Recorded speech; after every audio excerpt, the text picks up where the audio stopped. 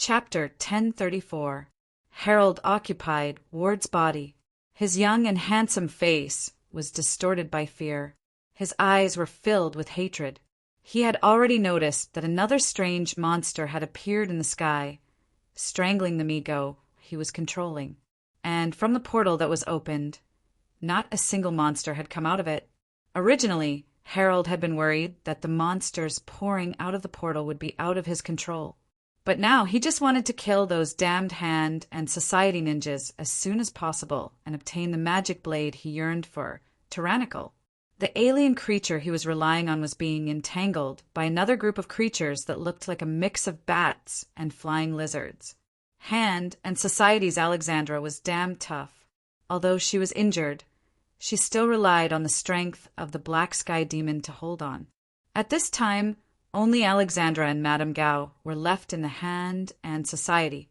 But Harold's biggest target was Danny. He was most afraid of the prophecy left by the old gods, that he would eventually die in Danny's hands. This was what he feared the most.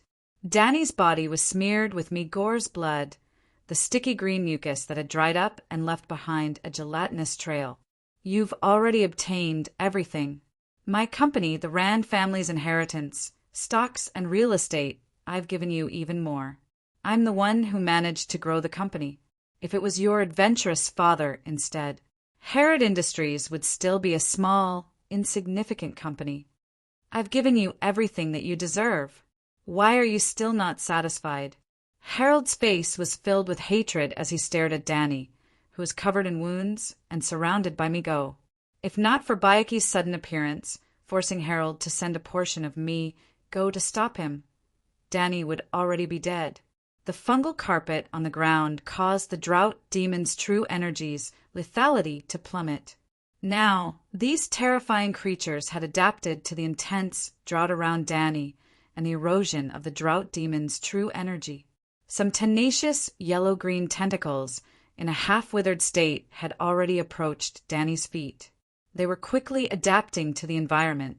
The drought-resistant properties of the creep had even been assimilated into the biological armor of the Mi-Go warriors. The creep parasites on the biological armor made it harder and harder for Danny's attacks to damage the biological armor. Danny took advantage of this rare opportunity to catch his breath, trying his best to recover his depleted Jin-Chi. Hearing Harold's words, Danny only felt extreme anger, which made him want to tear this enemy into pieces. He growled, "Fuck you, you deserve it. I once saw with my own eyes that my mother was torn apart by a pack of wolves to protect me. I watched as you pushed my father off the cliff. What I deserve is to be with my parents, to be with my family. You destroyed my family, killed my family.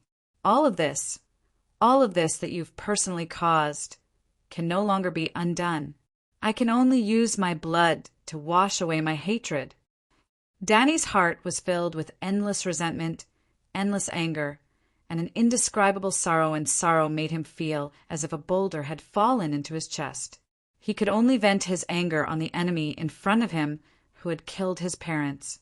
The heavenly wolf saber in his hand felt the resentment, anger, and sorrow, and it also emitted a saber cry, like the roar of a dragon. There was a deep killing intent in it. Harold wanted to persuade Danny, but he didn't expect that he would force out Danny's indomitable desire for revenge. Although the martial arts of Kunlun's sect were deeply influenced by the Taoist ideology of do nothing, and had always been moderate and peaceful, the martial arts were, after all, the path of life and death. As long as there was a breath in one's chest, one could strike ruthlessly and fiercely and bring out more power. Even if it was an opponent stronger than him, he might be able to kill him with a single breath. Moreover, there was the weapon calamity true energy of the Sirius saber. Therefore, there was a saying in the martial arts world, "Revenge is twice as powerful as mercy." It meant that the martial arts could only bring out 120% of its power with a breath of blood. When Harold saw the situation, he was also a decisive businessman. He immediately ordered Mi-Go, who was in the sky, to give up on fighting Bayaki. Even the attacks of his hands and clubs slowed down. He retracted most of the power he controlled and attacked together. He was willing to pay a heavy price to kill the exhausted Danny first. Facing Mi-Go's encirclement, Danny was filled with indignation. He let out a long howl that was filled with madness. He supported his exhausted body and disregarded his own life. He retracted his vital chi and allowed Mi-Go to attack his vitals. He also infused the endless hatred in his heart into his saber technique. The Sirius saber pierced through the wreckage and suddenly shot out a saber light that wrapped around himself. In Danny's hand, Hanba's crimson and black vital chi gathered into a saber light that was almost 10 feet long. He killed all the Mi-Go in front of him. He became one with the saber and charged towards Harold. This was a killing technique that would perish together with him. Alessandra saw the opportunity and made a prompt decision to secretly command Black Sky to help Danny block some of the attacks from the back. This was to prevent Danny from dying before he could reach Harold. When the Sandpiper and the Clam fought, the fisherman would benefit. At this moment, Madame Gao suddenly exploded. She slapped the surface of the Taoist demonic blade in Alessandra's hand. An invisible talisman suddenly hit Taoist and immediately activated its powerful force. Alessandra's hand that was holding onto the hilt of the blade was shaken off just like that. Madame Gao slapped the hilt of Taoist and sent the demonic blade flying towards Danny. The spinning Taoist cut through the Mi-Go demonic bug in front of it. Under the control of Madame Gao's chi, it actually fell into Danny's hand. At this moment, Danny did not think of anything else. He casually merged Taoist into his saber attack with all his strength. The divine weapon and demonic blades chi merged.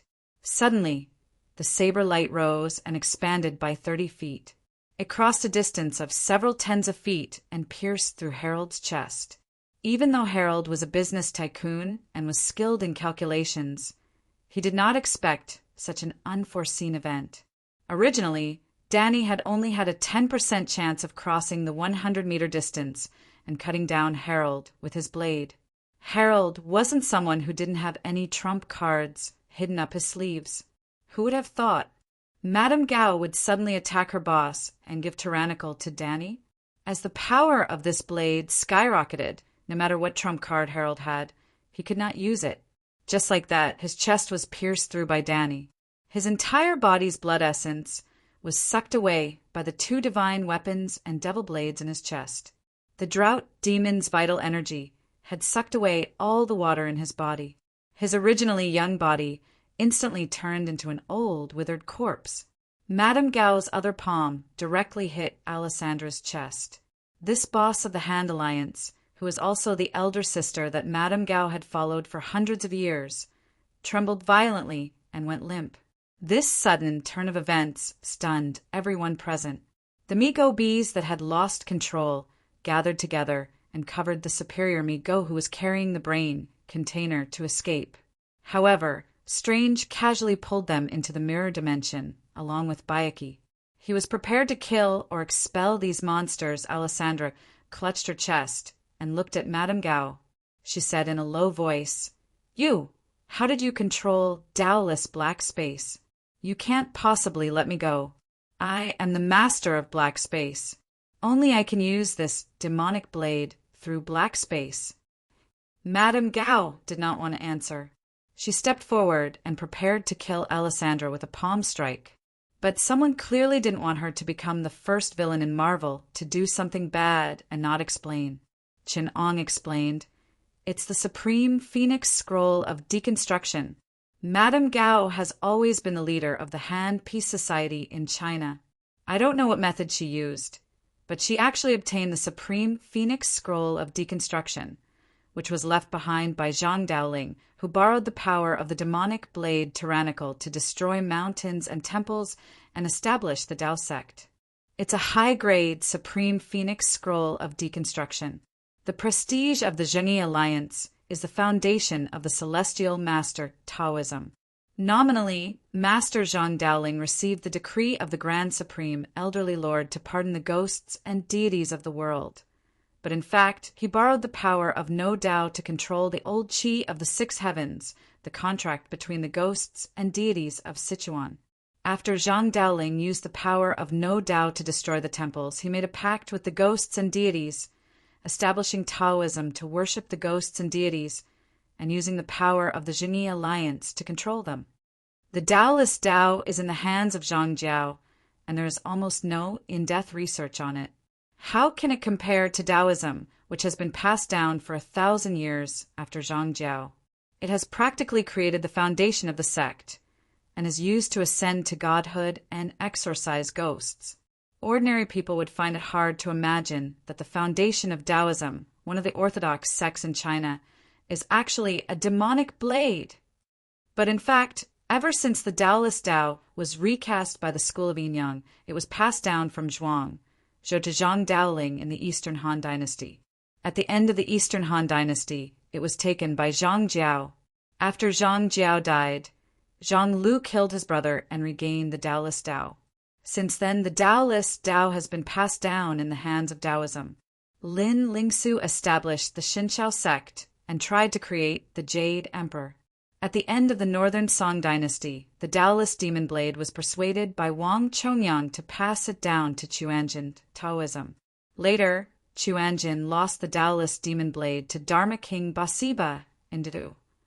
In the end, the Yuan dynasty's Taoist demon blade was stolen from the palace after you guys pretended to submit to them. You guys are probably the weakest and stupidest weapon grandmaster. No, you guys can't even be considered weapon grandmasters. You guys couldn't even get the recognition of the Taoist Tao, and the blood sacrifice rite was not completed. In the end, you guys created a nondescript, dark sky demonic beast, and borrowed the power of the demonic beast to achieve immortality. Which of the Taoist weapon grandmasters didn't see through the last step and ascend to godhood and immortality? They used the spiritual activity of humans to transcend and transform their own life forms and ascend? The weapon grandmasters of the Taoist Tao either ascended or were killed by other weapon grandmasters.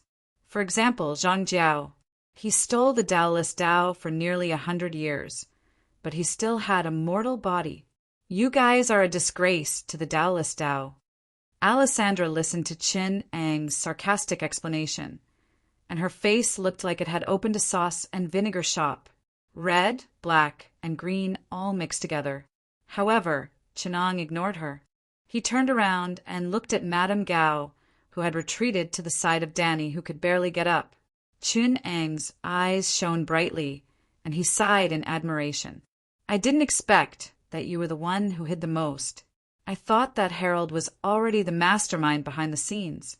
I didn't expect that someone was still using him to control him. I'm afraid that when Harold prophesied his own death from the old gods, you had already decided on a way to kill him. You kept an eye on Danny's return and used the opportunity to lure Harold into the trap. On one hand, you wanted to use him to get rid of Alessandra, who had been controlling you. On the other hand, you wanted to obtain the things that the Taoist Tao Society and Harold had planned. Not only would you be able to reforge the Taoist demon blade, you would also be able to change the regret of the past and truly become the Taoist weapon grandmaster. You would be able to control the old gods and become one of the few powerful fighters in this world. When the time comes, you would be able to subdue the Taoist Tao Society, and you would be able to create a weapon grandmaster that is 1,000 times more terrifying than the current one. Chapter 1035. Madame Gao waited quietly for Chenang to finish speaking before she raised her head and straightened her body. Although Han Hui's 5 fingers had extended their lives with the help of the black space, it did not stop them from aging. Madame Gao's body originally had the shriveled characteristic of the elderly. However, at this moment, when she stretched her body, one could almost hear the crackling of her bones. Madame Gao's height increased by almost 10 centimeters. She revealed a sly smile and said, "Thank you for helping me by so much time." Madame Gao retreated to Harold's withered corpse and slowly pulled out the katana, tyrannical, from his chest. This time, Han Hui had recast tyrannical in Japan. For some reason, they had chosen the shape of a katana. From the length of the katana, it should be a katana or a katana. The katana was too long, and the ribs were too short. The dull, metallic rust had faded from the blade, and it now had a metallic, silver texture. There were traces of blood on the blade, and from the side, one could see a human face. Madame Gao pulled out Tyrannical and sheathed it at her waist. She pointed the blade upwards and inserted it into her belt. Because there was no sheath, the blade was exposed like a silver mirror, and it carried a chill. She pressed her hand on the hilt of the katana, but everyone's eyes were fixed on the blade of Tyrannical. Alessandra's face grew older. She said in disbelief, "Impossible. This is impossible. How could Tyrannical be recast?" "The blood sacrifice is a success," Madame Gao said with a smile. "I have been waiting for this moment. Fortunately, you gave me enough time to complete the last step of the blood sacrifice." Chen Ong stared at Harold's withered corpse and suddenly laughed.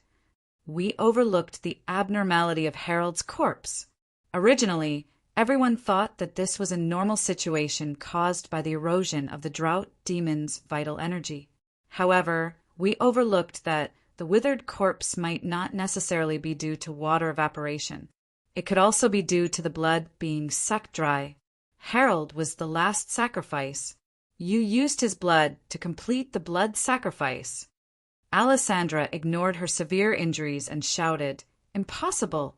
Tyrannical's blood sacrifice must have 5 rebellious elements. Daniel and Harold are not related at all. Moreover, although Harold killed Ward and completed more than half of the blood sacrifice, there's still at least 100 people's blood needed to be smeared on the blade in a way that meets the requirements of the Wayless sacrificial ritual. Unless Harold isn't completely unrelated to Daniel," Chen Ong said slowly. He turned to look at the bewildered Danny and suddenly laughed. He turned back to Madame Gao and said, "Harold is Daniel's biological father, right?" Danny's entire body trembled as if he had been struck by lightning. He abruptly raised his head to look at Madame Gao and mumbled, "It can't be, it can't be." But Madame Gao did something that terrified him. She tucked her hair back and nodded. "Yes, it wasn't easy for me to find this out. Harold was secretly in love with Heather. Because of jealousy, he wanted to kill Rand. They were originally good friends, so he found me and obtained a bottle of poison for me. This kind of poison can weaken a person's body. He invited Rand to climb the mountain with him. Originally, he planned to let Rand die from lack of oxygen while climbing the snowy mountain. Otherwise, it would be impossible for your father to fall off the cliff." Madame Gao turned to Daniel and said he practiced internal energy in Kunlun Mountains and already had 60 years' worth of internal energy. How could he have died because he slipped and fell off the cliff? It was my poison that caused his internal energy to scatter and his body to weaken. Danny's body stiffened. He clenched his fists and wanted to throw a punch, but as soon as he stood up, he felt that all his true chi had been sucked dry. He couldn't muster up any strength in his body and fell to the ground powerlessly. Madame Gao smiled and said, "It was this kind of poison. Now do you understand your father's feelings?" Halfway through, he sensed that something was wrong, but it was too late. Harold's original plan was very good, and your father, Rand, did not dare to expose him, because he was afraid that Harold would make a move on you who knew about it. So he painstakingly pretended to slip and let himself fall off the cliff. His calculations were very good. He knew that Harold had a crush on Heather. Under normal circumstances, he wouldn't act against you and your mother because he wanted to be your stepfather. And with his experience, Rand could have fallen off the cliff without suffering any fatal injuries. This was Kunlun Mountains, so he could send a message to the people of Kunlun Mountains to save him and then go back to find Harold for revenge. What a good story of a prince's revenge. Madame Gao vividly recounted the story that she didn't see with her own eyes. It was as if she was at the side and listening to Rand's thoughts. But he miscalculated. Madame Gao pressed on the hilt of Tyrannical and slowly pulled out the demonic blade. She raised the blade to the sky, and the blade reflected a snow-like brilliance. When he pretended to slip, an accident disrupted his plan. Ah! Daniel roared in a heart-wrenching manner. His son pounced forward, wanting to pull his father back. The father and son struggled on the cliff. Rand had no choice but to pull his hand back and help his son up.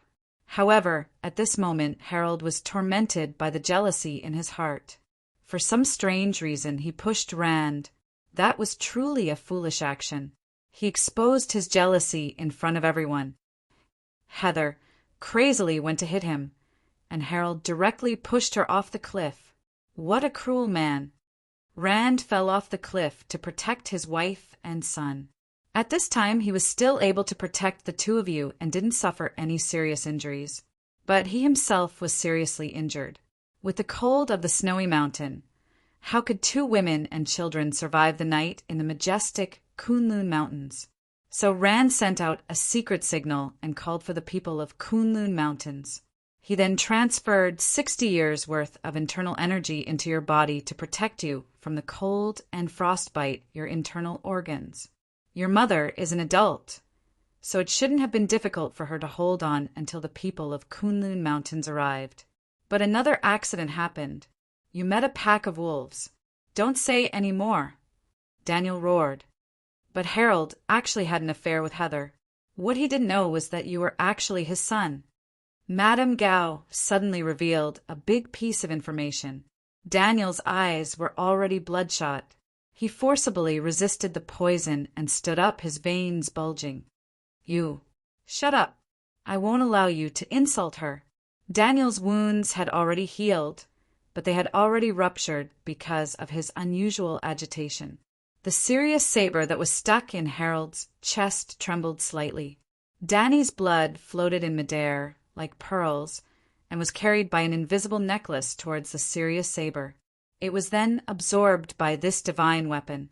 Chinong and the others awkwardly watched the love and hatred, as well as the ethical entanglement that had lasted for decades. Madame Gao was still provoking Loner. Don't deceive yourself. Only if you and Harold are related by blood can you use Dowless to kill him. Only then will you fulfill the conditions of the blood sacrifice and let Dowless succeed in the first step of recasting. He's not my father. Danny was on the verge of collapsing, but he still insisted. My father will always be the man who protects us and loves us. My mother only loves him. Even if I have a relationship with that scum, it will never change that. I will never regret killing him. As Daniel struggled to support his body, he slowly straightened his spine. The serious blade trembled more and more violently. It let out an excited cry, and the serious true energy, alternating between red and black, soared into the sky. It circled in the air, turned into a galloping Sirius, and entered Danny's body. The powerful true energy instantly collapsed. Danny raised his head and roared angrily. His muscles immediately tightened, and the powerful true energy tore apart the clothes wrapped around him, leaving behind only a pair of tattered pants. The wounds on his body quickly contracted, and scars covered his entire body. Madame Gao slowly put Dowless down, Chinong whispered to the side. Daniel finally comprehended the path of a divine weapon. The Sirius blade has a cursed power. The more the heart hurts, the faster the blade.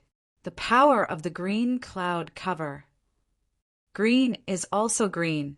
Wizard Strange frowned, as if he could not bear to watch any longer. A golden magic array appeared in the void before him. However, Chinong stopped him and said, "This is the battle between the Heavenly Wolf Blade Master and the Dowless Weapon Grandmaster.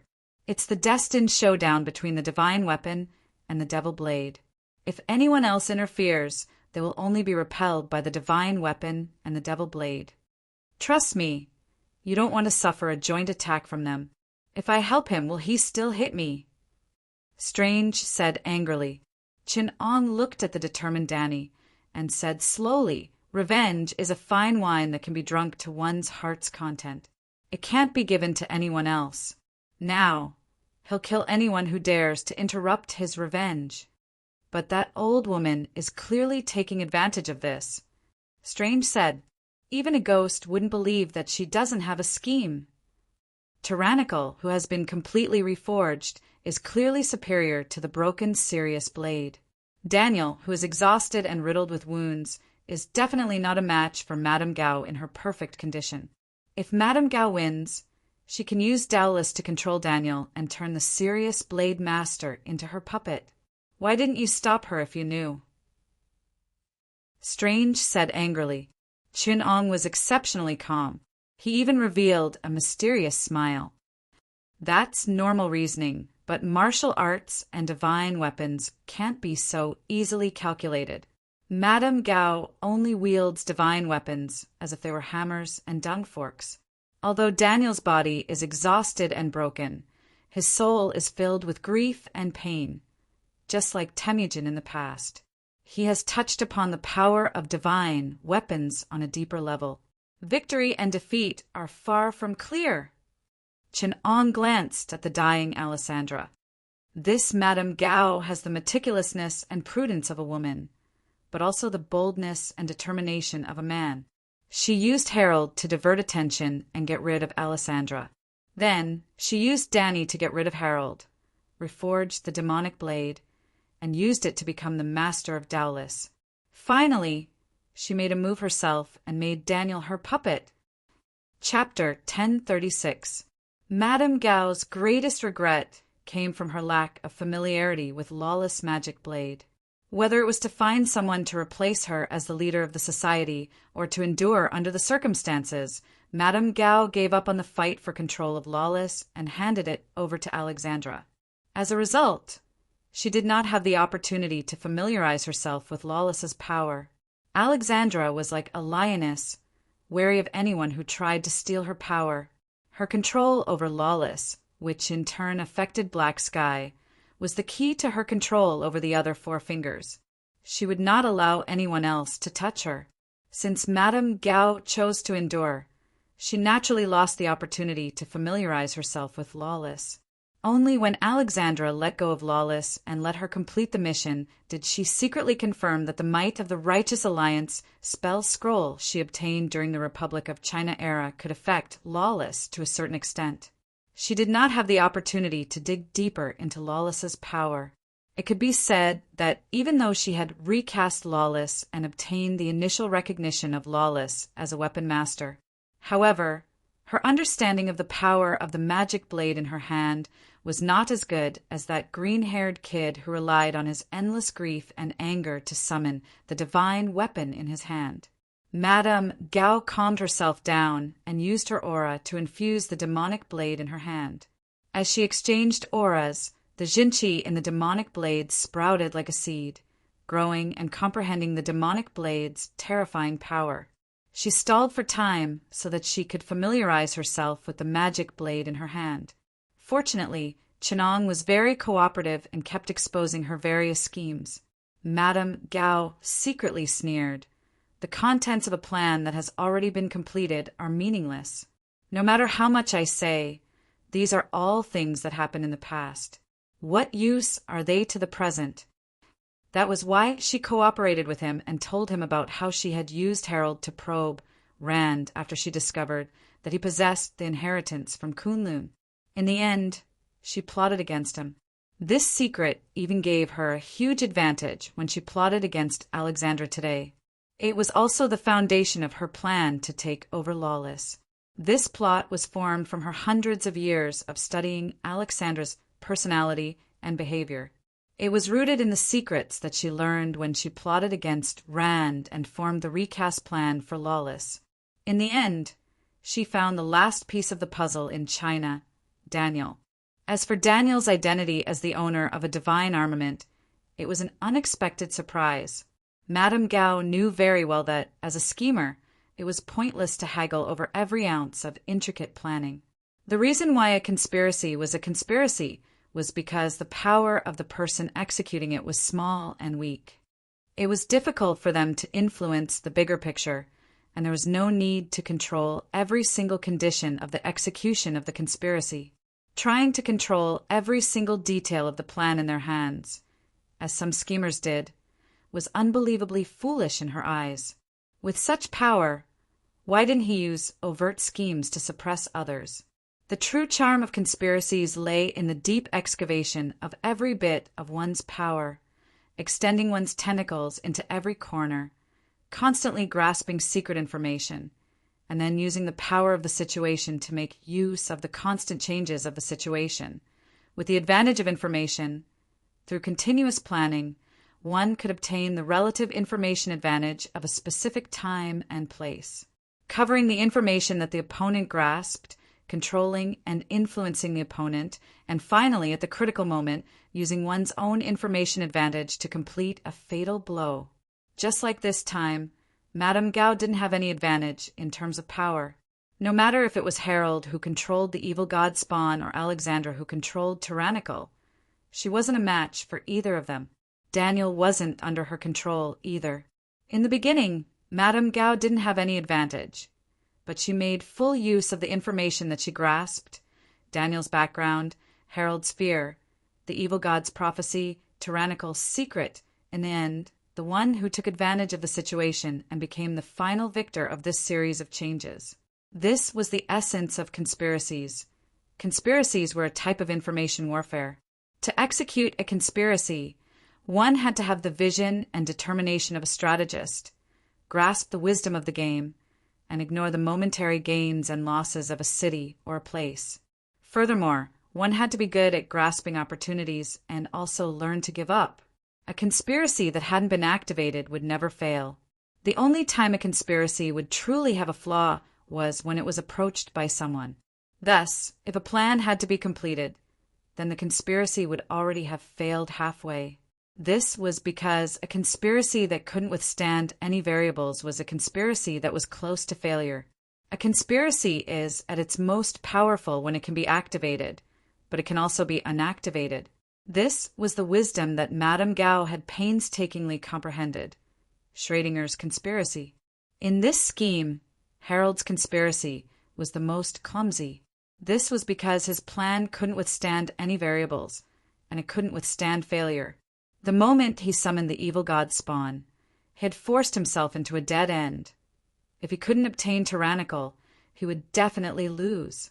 He was extremely foolish. As for Alexandra, she was secretly forced into a dilemma by Madame Gao. Harold's conspiracy became Alexandra's, and Alexandra couldn't bear the loss of Tyrannical. Her dispute with Harold was secretly pushed by Madame Gao into a zero-sum game. Alexandra didn't have any conspiracy to speak of. She was a complete sacrifice in Harold and Madame Gao's scheme. The key reason why she lost was because she was passive. Alexandra didn't have the initiative. She couldn't afford to lose. Madame Gao was the only one who hid herself well from the start. She was prepared to succeed and fail without any worries. She planned to scheme against the two of them. She could withstand any variables. In reality, S.H.I.E.L.D.'s involvement, Chin Eng's summoning of Bayaki and Daniel's seed burst were all variables outside of the conspiracy. However, these had affected Harold and Alexandra, but not Madame Gao at all. There was only one key point to her conspiracy. She wanted to send Tyrannical into the hands of either Harold or Daniel to deal the fatal blow. Whether Daniel killed Harold or Harold killed Daniel, the blood sacrifice would be completed.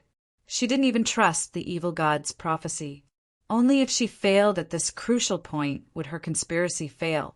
Therefore, the only reason why Madame Gao's conspiracy failed was that Harold and Daniel had reconciled, and Daniel had forgiven Harold. Therefore, she interfered first and added fuel to the fire, causing Daniel to make up his mind to kill Harold. This was why she schemed against Daniel and made him fight to the death with Harold. This was not difficult. The information that Madame Gao had was enough to make the two of them fall out 10,000 times.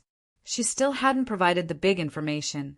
Between the two of them, it was either one of them who died or the other lived. The second key point was to send Tyrannical into the final battle between the two of them. This required Madame Gao to personally make a move. This was also the moment when the conspiracy was at its weakest. Madame Gao relied on her hundreds of years of careful observation and her understanding of Alexandra. She was a poisonous snake that had been observing for hundreds of years. When she made her move, there was no reason for her to fail. Compared to Harold, who had countless flaws, crucial points, and personally made countless moves, Madame Gao only needed to complete these two things to win. Interlocking conspiracies were only the complacency of fools. A truly wise person would always push the boat with the current, and the moment they made their move, they had to ensure victory. This layer upon layer of gambling required constantly finding and grasping opportunities, creating opportunities, analyzing variables, and using variables to continuously integrate the changes in the outside world into the conspiracy. Then, with the smallest additional movements, the plan would be completed. Conspiracies also followed the principle of Occam's razor. Unless absolutely necessary, do not add any additional steps. The more movements, the more traces and flaws there would be. A true perfect crime was not an intricate plan. Instead, it was a precise attack that grasped the right opportunity, leaving no traces. But why did Madame Gao want to control Daniel? This completely violated any of the taboos in her rules of conspiracies. She could not handle variables and countless flaws. Furthermore, personally making a move was not going with the flow at all, because this was not a conspiracy. Madame Gao did not want to control Daniel. She was just giving it a try. This was a decision, not a plan. When she obtained Tyrannical, she discovered that this was no longer a choice that she could not afford to make. Daniel could not possibly kill her. Madame Gao felt Tyrannical in her hands fuse with her own true energy. She felt her thoughts break through the shackles of common sense. Apart from reason and instinct, all forgotten memories, perceptions, and repressed experiences, as well as dreams and fantasies that transcended human perception, were constantly being understood. This was a world outside of the human world of knowledge. It was the world of all the new and old gods. She understood ghosts and gods silently. The demonic beast black space was already completely under her control. This shapeless beast was no longer an incomprehensible existence to her. Instead, it was like an ordinary beast, and she easily tied the reins to it. Her way of existence had changed. She was no longer a physical body, but a kind of abnormality. Even if her physical body died, she would still be able to gather information about her, the rumors that were passed down by her subordinates, the memories of those who had seen and heard of her, and the stories that belonged to her for hundreds of years. These information would be reborn from these memes and become part of her genes. It could be said that she was a mimetic creature. She could manipulate information and influence people's minds. She could infiltrate people's hearts and use consciousness to change the physical world that life perceives. She was a ghost, and she could exist in the human brain. Furthermore, she was a god. This was the insignificant power of Tyrannical. The moment she was acknowledged by Tyrannical, Madame Gao had an epiphany.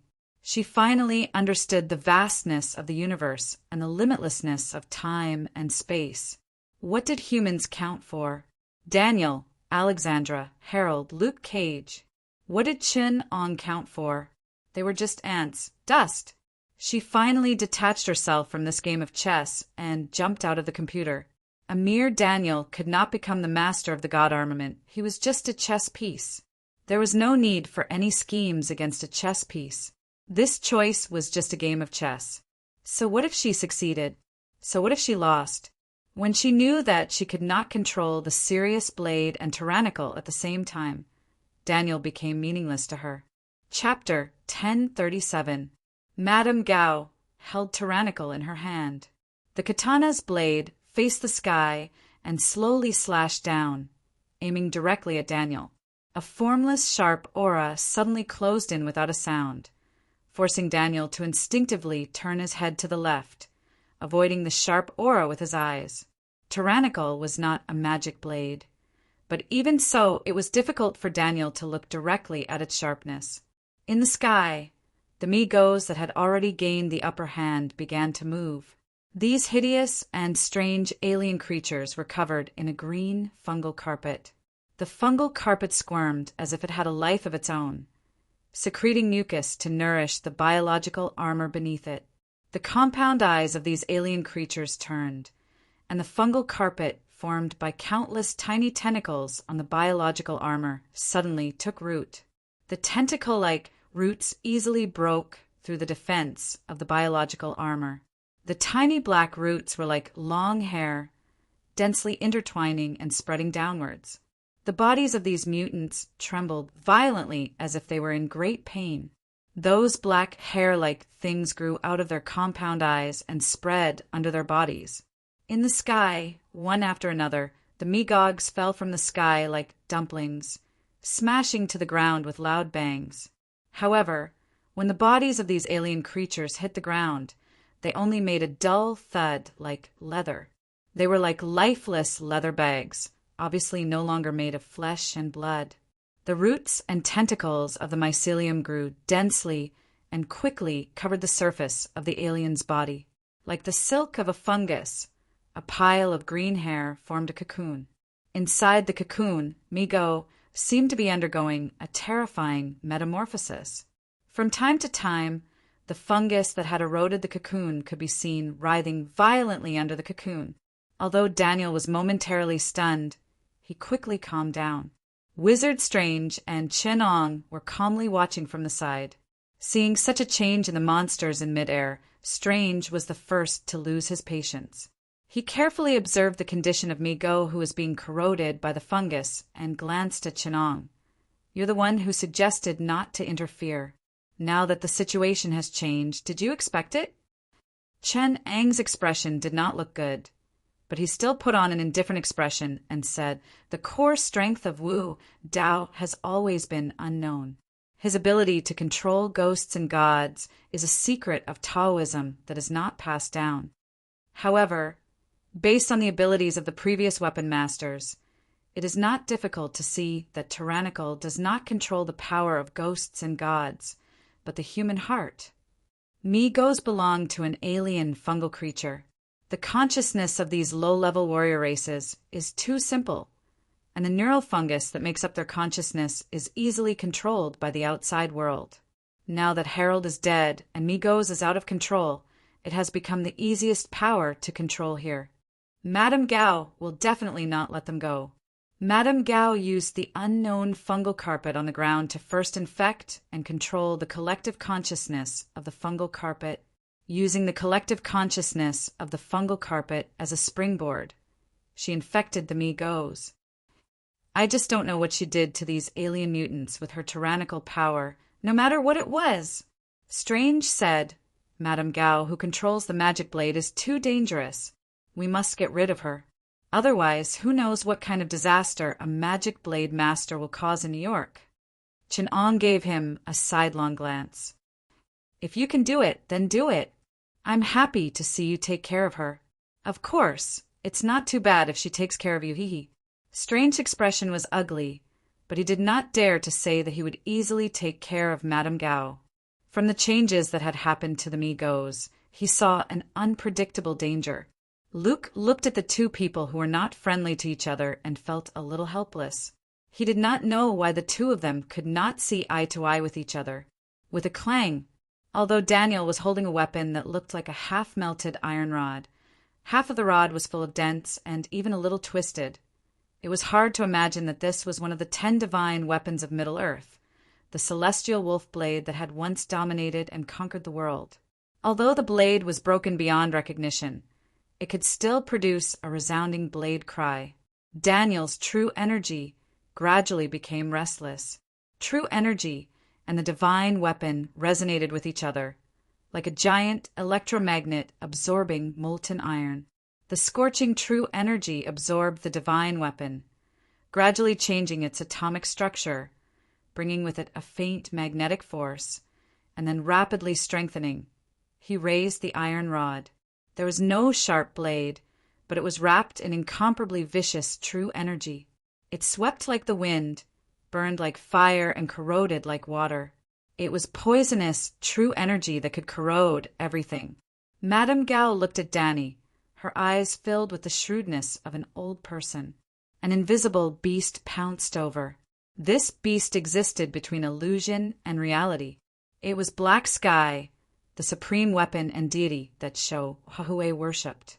However, in Madame Gao's hands, it was nothing more than a dog. But there was no doubt that it was a vicious dog. It was invisible everywhere and even had the ability to turn illusory into reality for a short period of time. It gnawed on a person's flesh and blood, as if the flesh and blood of a person had disappeared into thin air. It was so strong that it could carry hundreds of tons of weight on its back. Black Sky pounced at Daniel, but at this time Daniel was not completely unaware of Black Sky. The celestial wolf blade in his hand was like a magnet, guiding him in the direction of Black Sky's attack. Black Sky was like a giant piece of iron, causing the celestial wolf blade in his hand to be guided by an invisible force. Following the direction of the pull, the blade in Daniel's hand expanded outward like an explosion. The violent true energy of the celestial wolf blade was like a wave. It forcefully corroded the void. The countless true energy on Black Sky's body greedily devoured everything like maggots.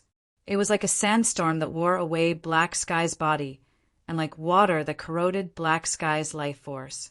In the end, it was like a deadly poison that corroded Black Sky's existence. Madame Gao could see that Black Sky was like acid had been poured on its head.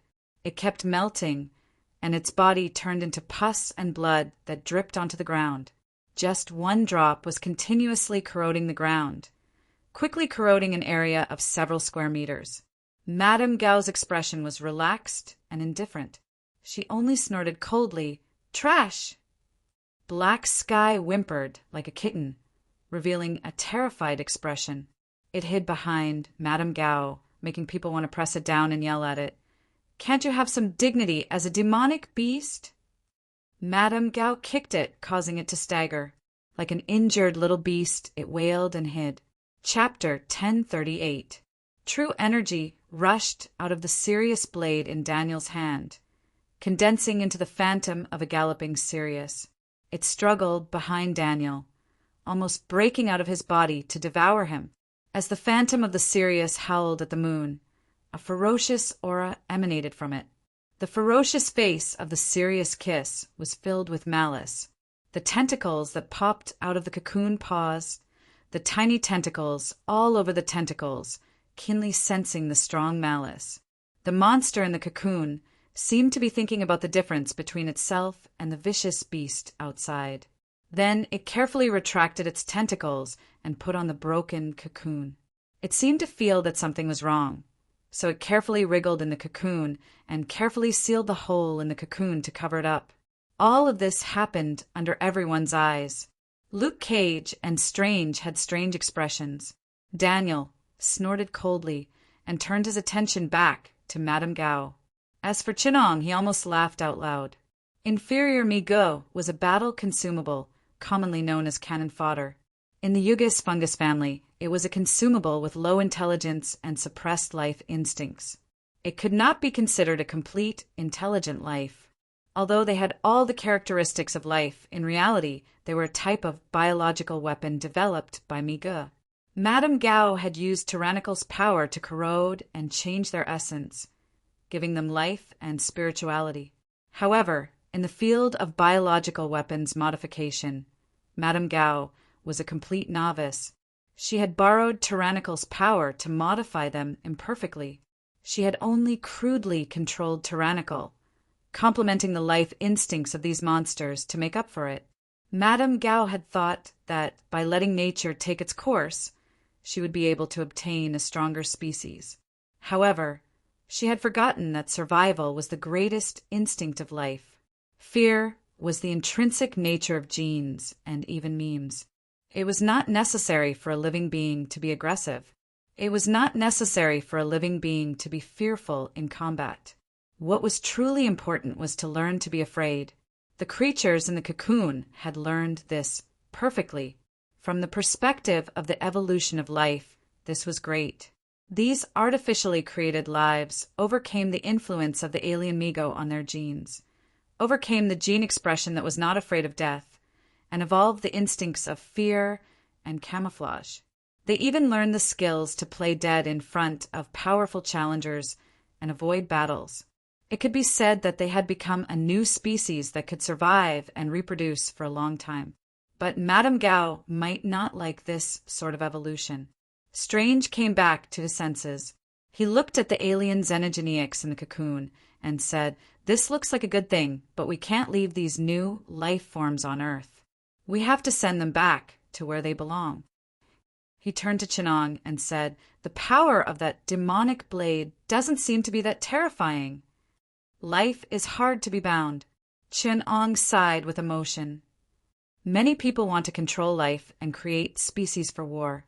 They want to use the great power of life to kill and conquer, but they have forgotten life is hard to be restrained and controlled.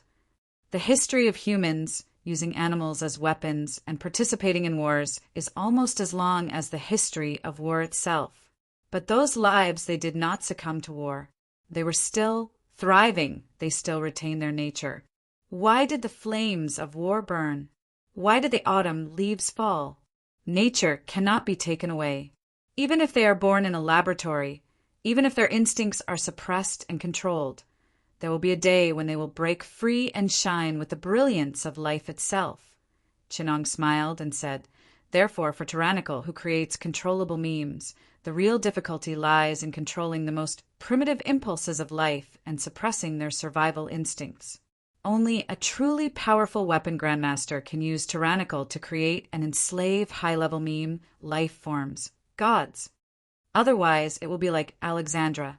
Even if she can control Tyrannical for a while, once she loses Tyrannical, she will turn the tables on herself and be harmed by the demons. Because the free will of life will not be enslaved forever." Strange said solemnly, "This kind of terrifying power that can create and enslave demons and gods. The easier it is to obtain it, the more careful one must be in controlling it." Chenong nodded. "Madame Gao still doesn't know how to control this power. She also doesn't know how to use this power. She still doesn't understand why the demons and gods created by Zhang Daoling could be used by the Taoists after losing Tyrannical for thousands of years. Why did Alexandra suddenly lose Tyrannical and immediately suffer the backlash of black space? So much so that her hands and body were gradually controlled by a demonic beast they created. What Chenong didn't say was that Madame Gao still didn't understand that demons and gods did not refer to an existence. Gods referred to the complete meme life forms created from human spiritual activities. They were difficult to control, and enslaving them was not easy. Zhang Daoling still needed to sign an alliance with them to worship the gods and serve them. This was so that the gods of Shu County could still obey the alliance after 1,000 years and establish the power of Taoist talismans. Madame Gao was just a newly promoted weapon grandmaster, and she wanted to enslave them like dogs. Wasn't this thinking of things too simply? In Madame Gao's hands, Tyrannical could at most tame an incomplete demonic beast like black space or steal the power and dependence of the old gods. If she wanted to enslave the old gods and control the old rulers, she still needed to work hard to level up. The power that Madame Gao could truly command and control now was only ghosts. Ghosts were incomplete meme life forms, or rather, low-level meme life forms. They were like viruses and single-celled organisms in meme life forms. Memes were relatively fragmented and simple. They were made up of fragments of human spiritual activities, simple emotions and memories. Because fear was a relatively pure emotion and spiritual activity, it was the easiest to be born from fear, and that was ghosts. However, simplicity did not mean that it was not dangerous. Viruses were also the simplest material life forms, but they were the most dangerous of all material life forms. No one was worried that a beast could destroy human civilization, but humans were afraid of the simplest life form, viruses. They were afraid that they would destroy humanity. Viruses and memes were infectious, self-replicating, and had a simple way of existence. They were ghosts that were extremely difficult to destroy. Such existences were even more terrifying than gods, and even gods feared them. They were terrifying existences that could only be controlled by tyrannical and the strongest weapon grandmaster. If gods were said to be omnipotent creative forces controlled by tyrannical, then ghosts were hidden ultimate weapons that could destroy everything. Madame Gao seemed to understand the crux of the matter. She was not angry. Facing the blade of Daniel's blade, she slowly retreated and said, "Daniel! These things that you control don't seem to be of much use," Daniel said in a chilling tone. He raised the serious saber and walked toward Madame Gao with a cold smile. "I'm still not familiar with its power."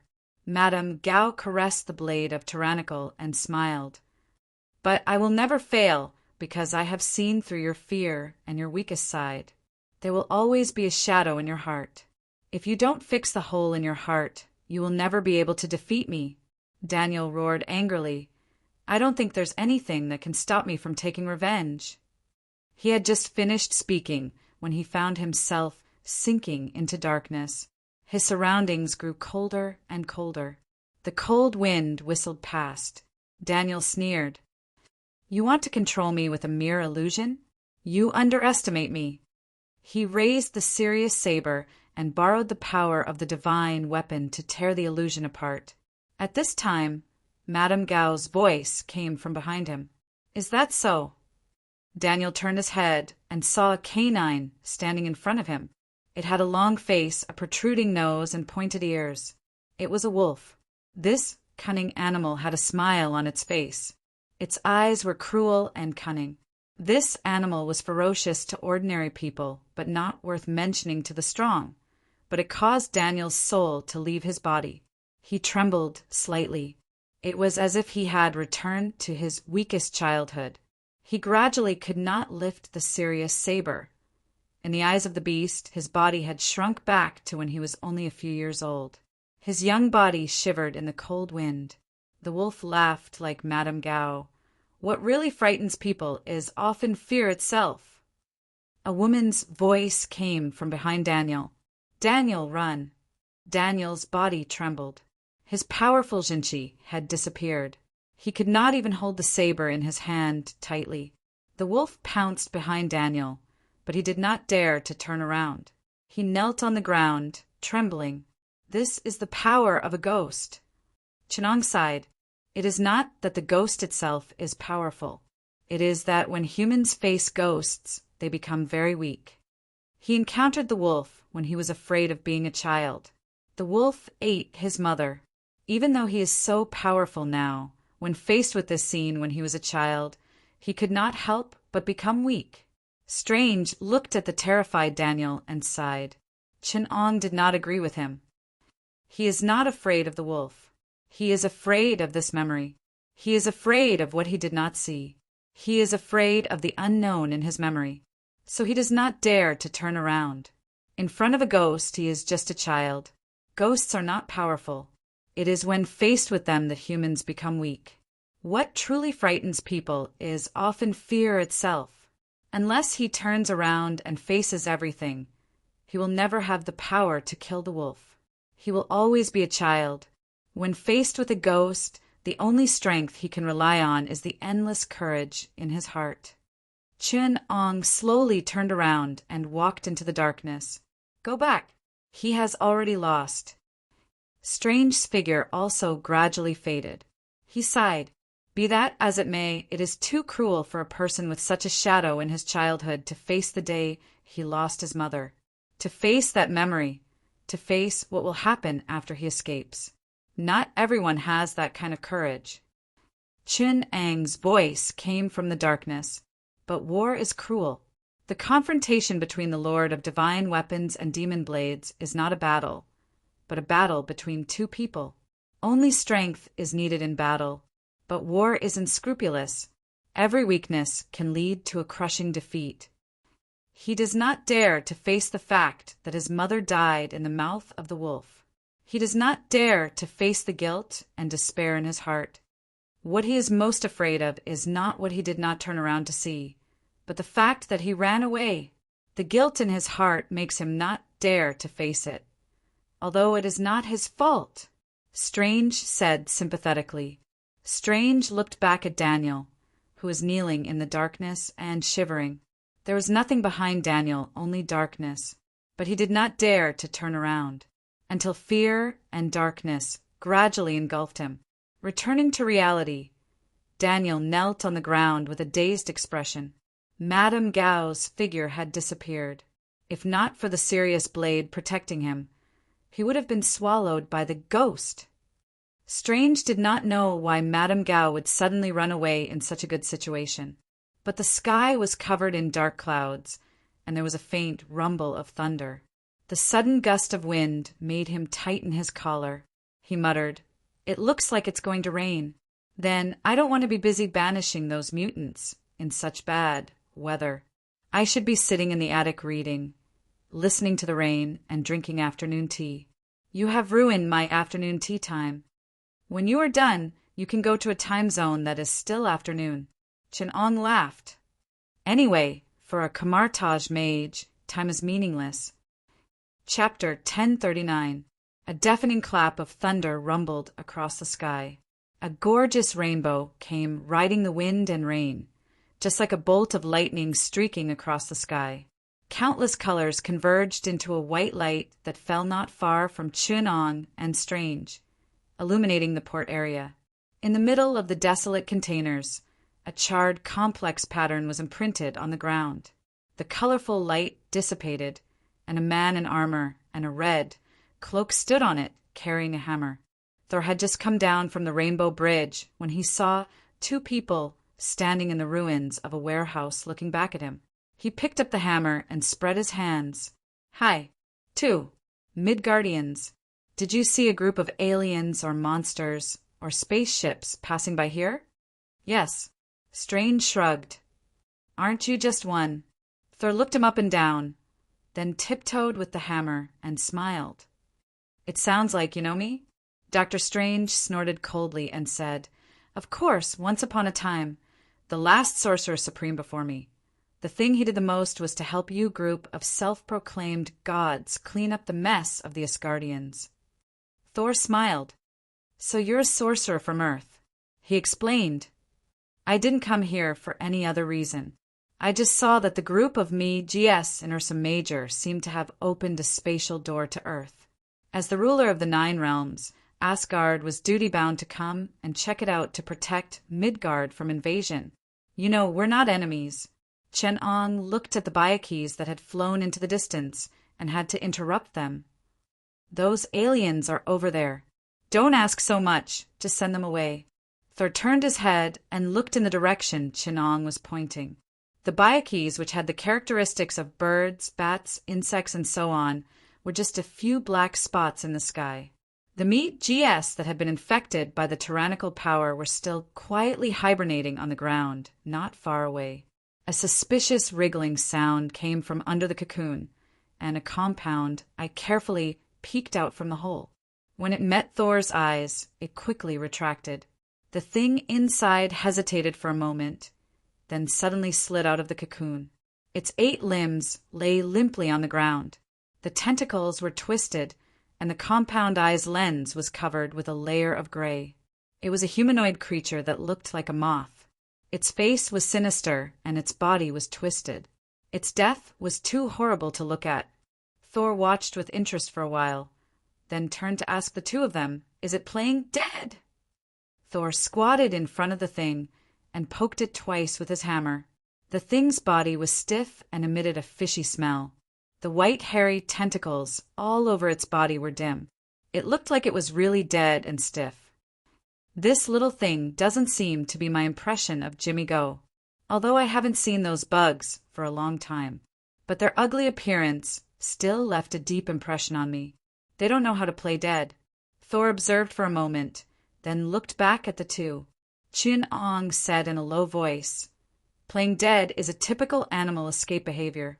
For a long time, there have been 2 instincts in human genes. In the face of a life-threatening crisis, either we are scared to the point of being unable to move, or our reaction speed and decisiveness increase. The former is our gene for playing dead. Even humans can't avoid this instinctive reaction, let alone animals. This shows that their genes have evolved under the influence of the magic blade and have reached a relatively perfect level. Let's find a place to put them as soon as possible. Chun-Ong looked at the cocoons with a faint look in his eyes. Otherwise, I'm afraid there will be one more species on Earth. Don't cause trouble for biologists. Otherwise, when they see a higher species evolved by fungi, I'm afraid they will challenge the evolution of species on Earth again. We exterminated the dragons, Chilants, and Baifong in the eastern lands, sealed the ghosts in the 3 islands of Japan, made the snow monsters in the Himalayas extinct, prevented humans from exploring Lake Ness, hid the sea monsters in the Mediterranean Sea, modified the satellite images of the other 8 planetary civilizations, and covered up the Asgardian ruins on Mars. We can't let ordinary people know the truth because of a moment of negligence. Strange shook his head. They already know the truth. SHIELD found a laboratory in Africa where the Creator created species not long ago. From the moment they discovered the gene fragment of the Creator's tag, this secret could no longer be kept. Thor took it over. Just leave them to me. The Vanaheims don't care about this anyway. The 9 worlds have been getting more and more restless recently. Thor looked up at the 2 of them. He pulled out his hammer and shouted into the sky, Heimdall! A beam of rainbow shot down from the sky and enveloped the alien cocoons. The Mothman, who was pretending to be dead under Thor's feet, screamed, then quickly flapped its wings and fled. Thor reached out and grabbed one of its legs and threw it into the white light. When the light dissipated, there was nothing inside. Chun-Ong returned to the incantation he had drawn earlier. He chanted the incantation of the reverse ritual in a low voice and sometimes in a high voice. A huge rift, like a vertical eye, appeared in the sky. The black void in the rift emitted a powerful suction force. The Bayakis who fled to the courtyard were sucked back without any resistance and swallowed into the rift. Chun-Ong closed the rift with a backhand, but saw Strange looking at him with bright eyes. I'm very curious. Who are you? Of course, I'm an Earthling. Chun-Ong erased the various symbols on the ground to prevent anyone from recording them. When he heard Strange's words, he replied without turning his head. It may not be difficult to summon demons or the kin of the old gods, but to be able to send them back is the real skill. Strange looked at him and said, And you are full of confidence. Thor sent back the group of mutant Migos. When he came back, he saw the 2 of them testing each other, but he had something important to do and had to interrupt them. I don't know anything about your origins, but I didn't come to Earth just for those insects from Ursa Major. I have something more important to ask for your help. Chun-Ong raised his eyes and looked at Thor with a faint smile. Oh, you didn't go to the Avengers but came to us? The trust between us doesn't seem to have reached that level yet. Thor said solemnly, I didn't go to the Avengers and SHIELD because I can't leak the news to the human government so quickly. And you? I may not know you, but the Sorcerer Supreme and... Thor pondered for a moment and said, reluctantly, a sorcerer comparable to the Sorcerer Supreme. You know your world better than me. Your responsibility is to protect this world. So I trust you.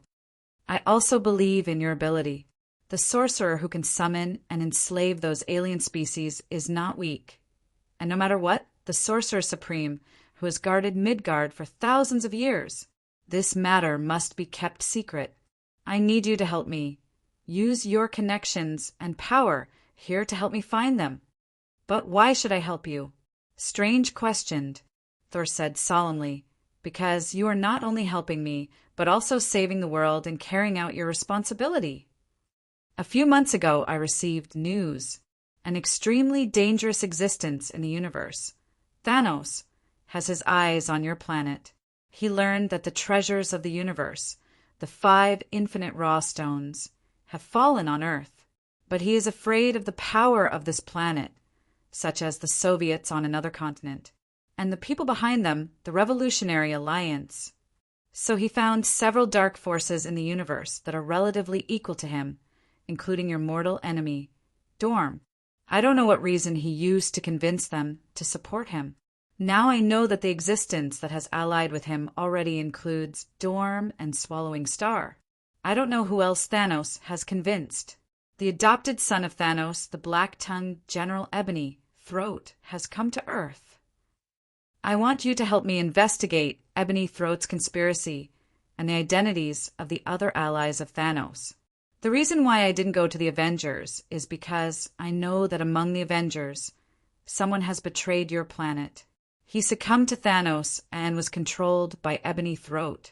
However, I don't know who he is, and SHIELD can no longer be trusted. Chapter 1040. Wait. Chen-Ong interrupted him. What do you mean by asking us to help investigate? His expression turned cold as he said indifferently, You want us to mobilize our connections and inquire about the news everywhere, to ask the heroes from all over the world and the heroes of the underground forces on Earth, to ask if anyone in their territory has caused trouble, and to ask if there have been any suspicious people recently. Is that so? Thor blinked and nodded. That's right. I want you to find out about the black dung General sent by the Thanatos, and then go to investigate. That's not how investigations are done. Chen-Ong sighed. He took out his mobile phone, sent a message to China, and then said to Thor, Strange is the supreme mage of this generation of Kamartaj. Kamartaj has temples in New York and London. There was originally a temple in Hong Kong, but unfortunately after the Dom's invasion, it was revoked because of property rights and sovereignty issues. The Bombay Temple is still under construction. The 3 temples of Kamartaj monitor the space activities of the entire Earth and are a line of defense to monitor extraterrestrial invasions. Strange had already understood what Chen-Ong meant at this time. He stretched out his hand in front of his chest, spread his 5 fingers, and slowly twisted a circular magic circle. Strange spread out his right hand, and the magic circle was pulled into a 3-dimensional shape. The spherical 3-dimensional shape floated in his palm, slowly rotating, and countless dots and lines depicted the geographical coordinates of the Earth's surface. We did not monitor the space fluctuations 3 months ago, and the space channel that invaded the Earth recently was only today. Chen-Ong had already received a reply. He turned his head and said, The UPRA's Cognitive World Observation and Response Bureau has not monitored any traces of illegal spacecraft activity in the solar system in the past 3 months. The Space Jump Observatory, the Dark World Observation Bureau, the Human Collective Subconscious Activity Monitoring Center, the General Administration of Dream Analysis, and the Earth Information Observatory have also not reported any relevant reports. Strange was shocked. You also monitor the human collective subconscious. This is a blatant violation of human rights, and you have no right to do this. Chen-Ong rolled his eyes at him. Not only do we monitor the collective subconsciousness of human beings, but we have also established the Center for the Analysis of Human Death and the Soul Administration Bureau. A while ago, Satan in hell protested against our violation of the jurisdiction of the souls in hell. Do you know what the governing body said to him? Strange said with an ugly expression, No matter what, there's no way to justify your infringement. Chen-Ong heaved a sigh and said, They replied that the management of their citizens is their sovereignty. Even reincarnation and the afterlife world should be subject to the government's management because the concept of the People's Revolutionary Alliance includes everything. As for the detection of the mental activity of other humans, it is necessary to monitor the terrifying activities of the creator of the apocalypse. Hell's jurisdiction over the human souls in America has no basis or reason. It is a subordinate part of the dictatorship of apocalypse. The Human Revolutionary Alliance's mission is to liberate all lives from the control of the apocalypse, so it will not recognize the jurisdiction of heaven and hell over human souls. Thor had a headache from this long list of official documents. He interrupted them. Let's not get entangled in this. I kind of understand what you mean. That is to say, the son of Thanos did not sneak into Earth through the above means? No, you don't understand. Chin-Ong shook his head. Any organizational entity still has a way to monitor its infiltration activities, especially as an entity with jurisdiction and territorial sovereignty. I think Asgard must also have a source of intelligence to monitor the 9 realms. Heimdallr is one of them. According to the report of the People's Revolutionary Alliance on the Dark Elves' invasion a few years ago, Asgard has a god of guards who is responsible for monitoring the 9 realms. 3 years ago, the People's Revolutionary Alliance used ether particles to create semi-dark matter, ether, to shield the surveillance of your god of guards, Heimdallr. Thor explained, Heimdallr is doing this to protect the peace of the 9 realms and monitor the actions of forces that threaten the 9 realms. The People's Revolutionary Alliance recognizes Asgard's historical monitoring and protection practices. But after the establishment of the People's Revolutionary Alliance, our land and people will be protected by ourselves, and there is no longer a need for Asgard's intervention. Chin-Ong downplayed the actions of the People's Revolutionary Alliance. Since Asgard sent you to investigate this time and still needs our assistance, I'm afraid Asgard can no longer monitor the activities of the son of Thanos. Thor had to admit, after it left the Thanos Legion, Heimdallr couldn't see it. None of our 3 parties have monitored the son of Thanos, the black-tongued General Ebony Throat, on his way to Earth. Asgard also has intelligence that Ebony Throat has come to Earth. This shows that one of the Thanos Legion's allies, or several of them, have considerable influence on Earth. They may be native to Earth. Only if it takes the initiative to receive them on Earth can Ebony Throat avoid the monitoring of the People's Revolutionary Alliance and Asgard, avoid the wizard's enchantment, and sneak into Earth. Strange frowned and said, after Dormammu's plot failed, it has no believers or lackeys on Earth. It can't be, Dormammu. It can't even get close to Earth itself, and with Kamar-Taj monitoring it as a mortal enemy, Thanos is not stupid enough to ask it to help meet Ebony Throat. It should be the Thanos Legion's allies that the Asgardians have not yet identified. Chin-Ong explained as he contacted the People's Revolutionary Alliance. Finally, he put down the phone and said, I have told the People's Revolutionary Alliance the general situation. They will send someone to confirm whether Thanos Legion has any intentions, and if so, they will send a fleet to destroy Thanos Legion.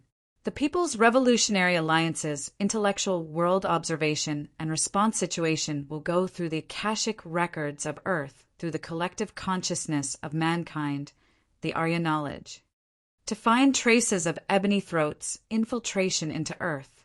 The Akashic record was a spiritual record that recorded all the information on Earth. A long time ago, mystical scholars had already learned to use the Akashic record to search for books and secrets that had once appeared on Earth. However, a force that called itself the Secret Keeper had controlled the access to the Akashic record. They could decide how the readers contacted the records, and at the same time, they hunted down those who read the records without their permission. However, after the People's Revolutionary Alliance arrived, they connected to the Akashic records by detecting the collective subconscious of mankind, which was a memory mixed with the collective consciousness of mankind and the consciousness of the Earth. The Secret Keeper appeared to hunt down the readers and was destroyed. Now, the astral souls and the collective consciousness of mankind on Earth have been controlled and protected by the People's Revolutionary Alliance, and a museum of planetary and species memory has been established. The Akashic Records is the only book that contains everything in the museum. When Strange heard this, he was shocked and said, if the Akashic Records can be interpreted by the People's Revolutionary Alliance, then it is possible that he claimed to have read the lost 7 chapters of Xianjun. If that's the case, then wouldn't the magic books that have been lost in history be freely read by the People's Revolutionary Alliance? Thinking about the extremely terrible and mysterious magic books in his memory, the magic that had long been lost.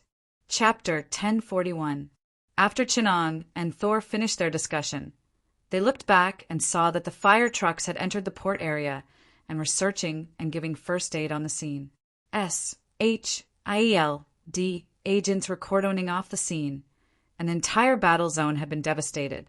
Not only were there lumps of flesh and blood that were caught by Jimmy Go and fell from a high altitude, but there were also many HIELD agents who were injured after being attacked by Jimmy Go were being carried to ambulances for bandaging and rescue.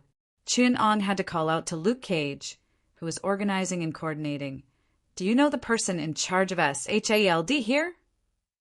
Luke Cage was a little surprised that Chun Ong took the initiative to find him. He turned around and shouted, Jimmy! Among the HIELD agents, a middle-aged Asian turned around. He was a little balding and looked like a civilian. His facial features were more like Chinese. After hearing Luke Cage's call, he trotted all the way to the two of them. Chun Ong observed calmly for a while before asking, Chinese? What's your name, sir? Jimmy replied in unskilled Cantonese, My surname is Wu. Chun Ong didn't think about the probability of encountering a Chinese agent from HIELD and the meaning behind this probability. Anyway, no matter how many plans HIELD had, it didn't matter in Chun Ong's plan. He said to Jimmy Wu, You can't send the wounded to the hospital. Jimmy Wu said coldly, I need a reason. They were injured in a battle with extraterrestrial creatures. Obviously, the hospital wouldn't have an extraterrestrial creature injury department. The doctors there obviously don't have the ability to deal with the corresponding risks. Extraterrestrial creatures, even if it's just injuries caused by extraterrestrial creatures, will pose a challenge to your medical system. But this kind of challenge will only make you feel helpless. You need to let the professionals deal with it. Jimmy Wu quickly became serious when he heard Chun Ong's words. You mean they might be infected? Can't these wounds be treated like normal wounds? Bitten by a dog, you still need a rabies vaccine. Chun Ong asked. Not to mention aliens. Jimmy Wu made a prompt decision and turned back to order. Block the port area and don't allow anyone to come in without permission. Stop transferring the wounded. Set up an emergency room in the same place and transfer the doctors over. First, deal with the wounds and file the epidemic. Please tell us what you know as soon as possible. Jimmy Wu said to Chun Ong, Prepare an operating theater for me. Chun Ong ordered. I will send you the list of surgical instruments later. You have to tell us the exact situation first. Jimmy Wu begged. All right. Chun Ong sighed. First of all, the most important thing for an injured person who had close contact with an extraterrestrial life form, resulting in an exchange of bodily fluids and skin contact, is quarantine.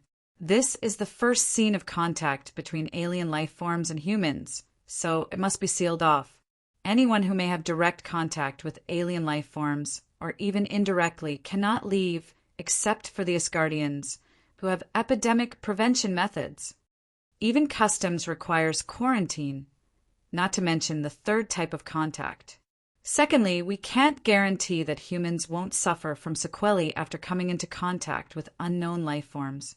Based on my past experience, direct contact with anomalies, be it an unknown phenomenon, an abnormal creature, or an extraterrestrial species, is very dangerous. We have to go through the inspection to know what we're facing. So, Chun Ong spread his hands and said, Bring me there. Hey, don't forget my share. Strange also came over and said to Jimmy Wu, I want to examine the injured. Jimmy Wu glanced at the two of them and turned to lead them to the temporary emergency room. On the way, Chun Ong sent him the list of surgical instruments. Strange took it and said casually, 3 years ago, I was the best neurosurgeon in New York City. Chun Ong turned back and said, One of. Strange smiled and shook his head. One of. He looked at the list and gradually frowned. His horse-like face grew longer and longer. He put down the list and said with a smile, Interesting. You think the problem is neurological. You've prepared the most cutting-edge neurosurgical instruments. Is there a problem? Chun Ong said perfunctorily. Strange said, I thought I would see silver powder, salt, mummy powder, gems, gold, and all kinds of herbs. An exorcist actually needs to use surgery to solve the sequelae of supernatural injuries. Did you do exorcism rituals like this in the past? I'm not an exorcist. I'm an insurance investigator. Chun Ong said calmly, because the relevant industry is not perfect, I have to learn a little more. After all, it's not a burden to have more skills. In our industry, the problems we need to deal with are very cutting edge, but the relevant logistics development is very poor. After all, we can't tell the doctor that this victim was injured because of a werewolf, vampire, snowman, or evil spirit attack. When I was dealing with the Oregon Mountain Hotel case, codenamed Shining, because of the sudden emergency, I handed the victim over to the hospital and told the victim the relevant symptoms and treatment methods. But those quacks still diagnosed the patient with heart paralysis. As a result, none of the 3 victims were sent off the operating table alive. The doctor doesn't know the difference between an evil spirit attack and heart paralysis. This is just the simplest finishing move I've encountered. The victims who survived the sudden emergency need to be treated for all kinds of strange injuries. If I don't want the victim of a vampire attack to get up and eat people after the rescue is unsuccessful. If I don't want the victim of a werewolf attack to see the full moon in the sky after treatment suddenly transform and kill his whole family. If I don't want the victim of an evil spirit to die a horrible death in the hospital and turn into a malicious spirit to harm people. You have to learn to deal with these things yourself and not hand them over to society, because sometimes society can't distinguish things beyond common sense. Unbelievable. Strange shook his head. While the 2 of them were talking, they had already reached the temporary emergency room. Chun Ong skillfully took off the white coat hanging on the side and put on. Then he did a full set of cleaning and sterile protection. Strange looked at him and felt that this insurance investigator was really too skilled. Even the way he lifted the scalpel was a little too skillful. Even the way he lifted the scalpel was as standard as a textbook. Chun Ong chose a series of combinations of large blades to small blades. The smallest blade was only 0.5 millimeters wide. An ordinary person's hand would tremble constantly when threading a needle, and they would need to repeat the same mistake several times to align the needle.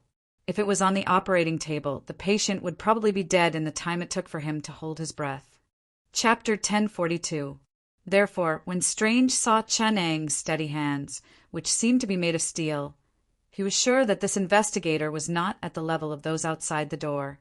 Chun Ong skillfully cut open the skin on the side of the shoulder of the SHIELD agent who had been scratched on the shoulder. His movements were as precise as if he had repeated them thousands of times. In fact, he had also repeated them thousands of times at the cost of the blood and tears of the test subjects on the experiment table. When Chun Ong first started studying surgery, he had to get a doctorate in medicine because he could not find a top surgeon who participated in his illegal experiments. Then he used people in the laboratory to train his skills to the top. At the beginning, Chun Ong had also made mistakes. However, he was always able to eliminate his mistakes in a very short time. With his serious attitude, he only killed a few test subjects for practice before he reached the top level. Later, he gradually eliminated the experimental research method of surgery. But thanks to Chun Ang's strange hobby of cutting 2 people from time to restore his touch, his technique never regressed. When he cut open the skin, Chun Ong gestured for him to retract the retractor. Strange seemed to explode and asked Chun Ong to follow him. You asked me to retract the retractor. I haven't retracted the retractor for anyone since I graduated. From a resident to an attending physician, no one dared to ask me to retract the retractor for them. Are you saying that you don't know how? Chun Ong lowered his head and asked him. I'm saying that I'll be the chief surgeon. Strange stared at him and said. Chun Ong shook his head. Your hand is useless. I've already cured it. Strange growled in a low voice. He was so proud of his former profession that even after he became the Sorcerer Supreme, he did not want others to call him Sorcerer Strange. Instead, he insisted on calling himself Dr. Strange. Chun Ang's indifferent attitude infuriated him. How did you cure it? Chenong asked back. Strange was stunned for a moment. Then he said vaguely, I used my soul to guide my body and repair my hand. Chakra, true energy, and spirituality. You should be very familiar with this. When Strange saw Chenong looking at him with a, "Are you kidding me?" expression, Chenong slowly said, "So you don't know how your hand was cured? Have you ever picked up a scalpel after your hand was crippled?" Strange was speechless. He asked in a low voice, "Does soul possession count?" Chenong continued to stare at him with a, "What do you think?" expression. "But I was once the best neurosurgeon in New York, and you are just a charlatan, a professional exorcist. Mysticism is your specialty. But can you please step away from my operating table?" Chenong slowly took off his gloves and said faintly, "Can I say, are you questioning my qualifications?" "I am doubting your qualifications," Strange said coldly. Chenong's heart was unmoved. He even wanted to laugh. The entire human race was created by him on the operating table. Now, there was a descendant of a monkey jumping out to question his ability to perform surgery. "Do you know that your genes are marked by my surgery?" But Chenong could not use this as an excuse. This was an unspeakable qualification. 10 years ago, during the investigation of the Kayako Mansion case, the victim's stomach was stuffed with a lot of his own body tissues. They were all parts of the victim's body that disappeared after being attacked by Zobo and appeared in the stomach. The victim with the most parts had 2 palms, half of his shoulder and his abdomen, including half of his intestines. Almost 1/5 of his body tissues were stuffed into his stomach. I was the one who performed the surgery and removed them, saving the victim's life. As Chenong spoke, a projection appeared in midair, displaying the relevant files and medical records. 8 years ago, during the cult blood sacrifice case, 8 victims were sacrificed by the cult leader in a rather creative way. Their ribs were opened and spread out like wings, exposing their internal organs. Their skin tissues were dissected like wings. The skin on their abdomen was connected to the muscle tissue on their back, and the skin was spread open together with the skin and attached to a cross. Their internal organs were removed and hung in front of the victims for cardiopulmonary bypass. The victims watched as their internal organs circulated in front of them. When I saved them, they were like angels with wings made of flesh and blood, but they were still alive. This case is known as a case that challenges the limits of surgery. You should have heard of it. Strange said with a trembling voice, "This has indeed aroused the interest of many surgeons, including me. You all think that the cult leader is a criminal with extremely high surgical standards, and even think that he has challenged the limits of human physiology. But have you ever thought, if he has reached the limits, then what about the person who saved the victims and performed the recovery surgery?" Strange's face paled. "Impossible. No one can be successfully rescued in that kind of situation." With a light tap from Chenong, the information of these people appeared in the projection. Even their surviving photos were very detailed. In the information, these people lived like normal people, and to this day they were living ordinary lives in a small rural town in the United States. It was me. I created several surgical techniques, and under simple and crude conditions, I completed the difficult surgery of organ recovery, rib repair, and muscle and skin replantation. Strange stared at the surgical records and treatment, his face pale. Chenong continued to attack him. "Have you ever seen a case where hair strands grew into the whole body after a hair transplant, including blood vessels, nerves, and internal organs? The Southeast Asian ghost case. I saved the victim. I spent 3 days to remove all the hair from her body. Have you ever seen a case where a person suffered extensive burns, contusions, and nerve damage while they were asleep? There were also cases where they were close to brain death due to stress.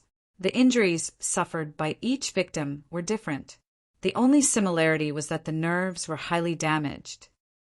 The Elm Street Freddy case. I cured the victim.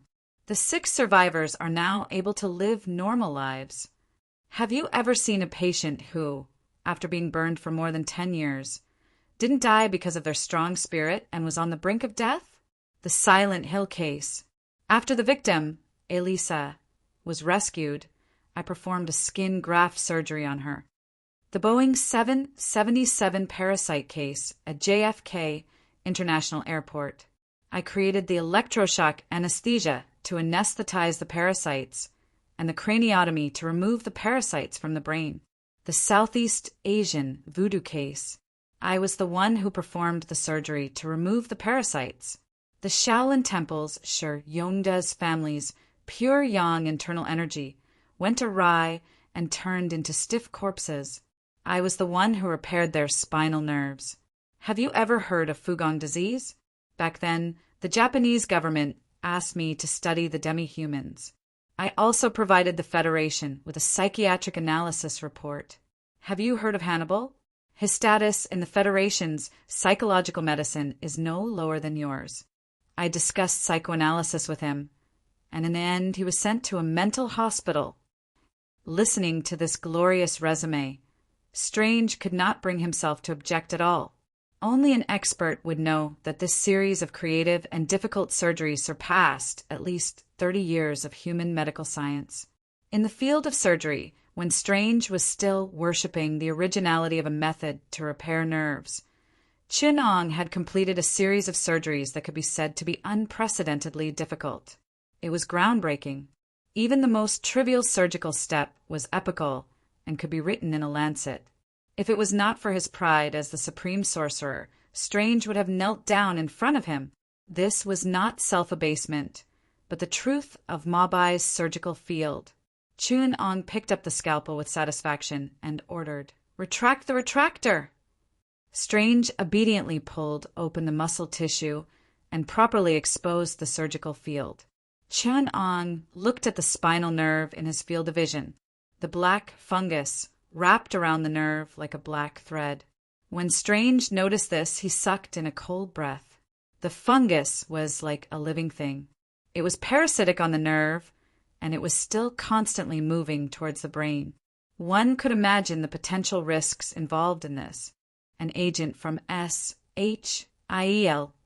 had already informed Jimmy Woo, who was waiting outside, about this.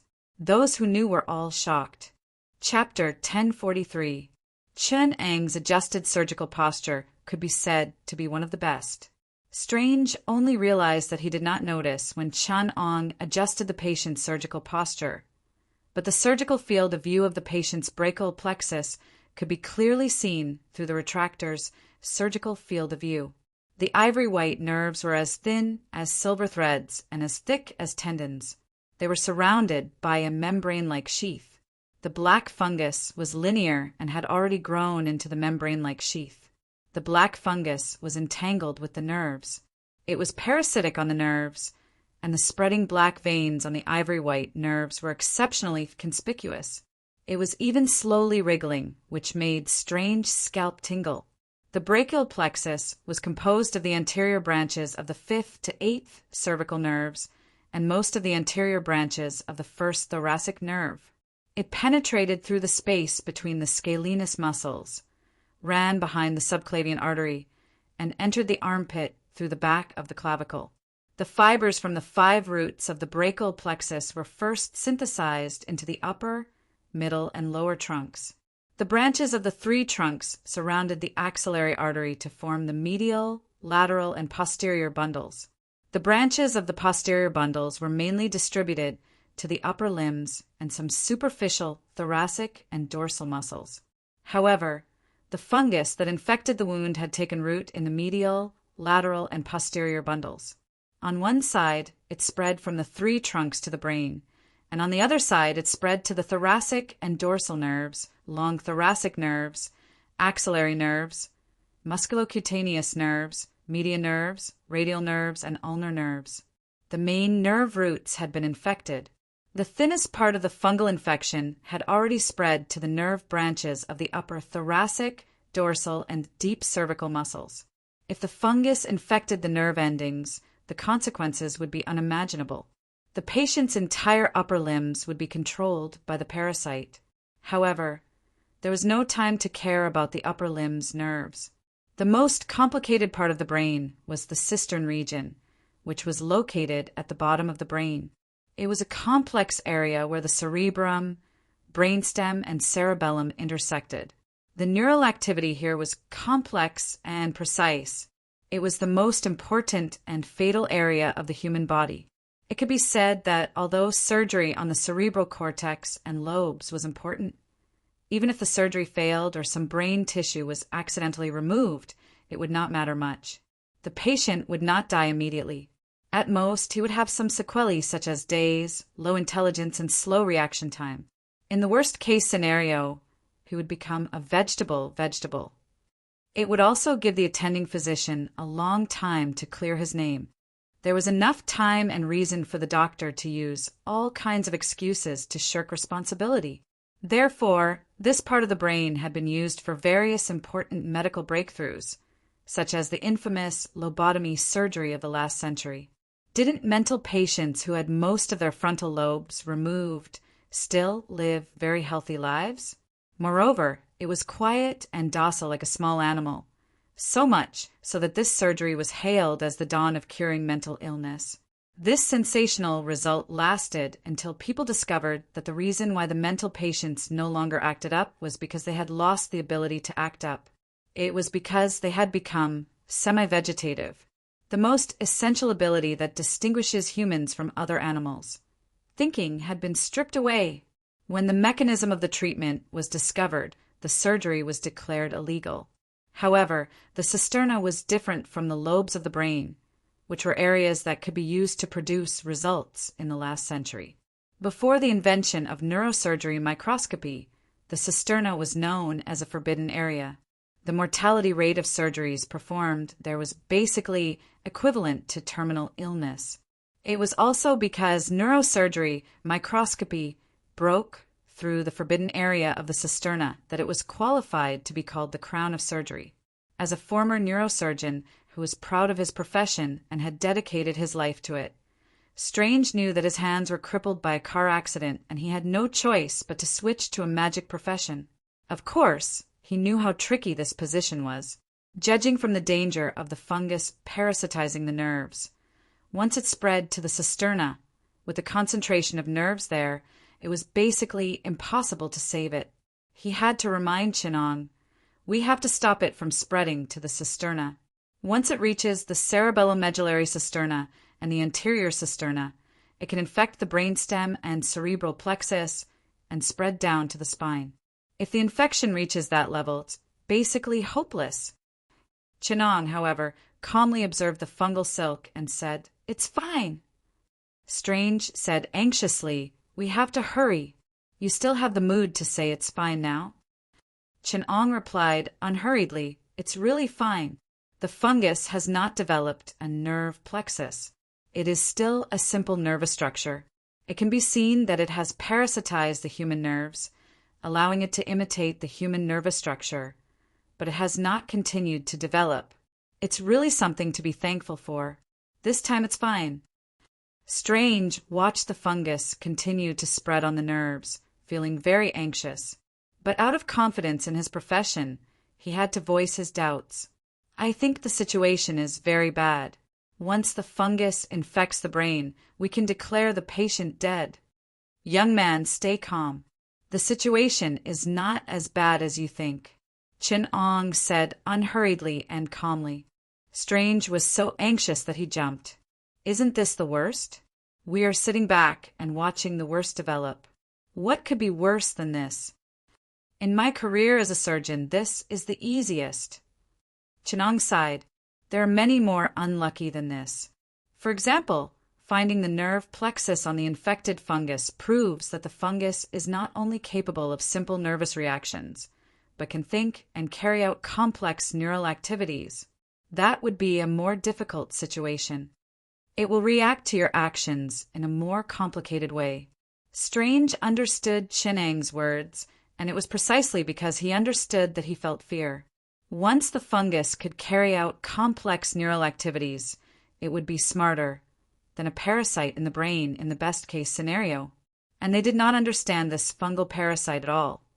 did not know how it would react to external stimuli, and did not know how the relevant drugs would stimulate it. Strange could not help but break out in a cold sweat. This is really a worse situation. That's nothing.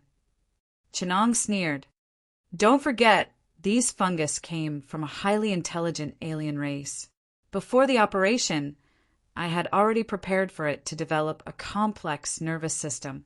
The better ones would have the intelligence of a dog, and the worse ones would have the intelligence of a 6-year-old dolphin. Think about it, if the fungus parasitizing the nerves had the thinking ability of a 6-year-old, Strange shuddered. That would be an impossible operation. Surgery was an extremely delicate and precise work, and doctors hated variables the most.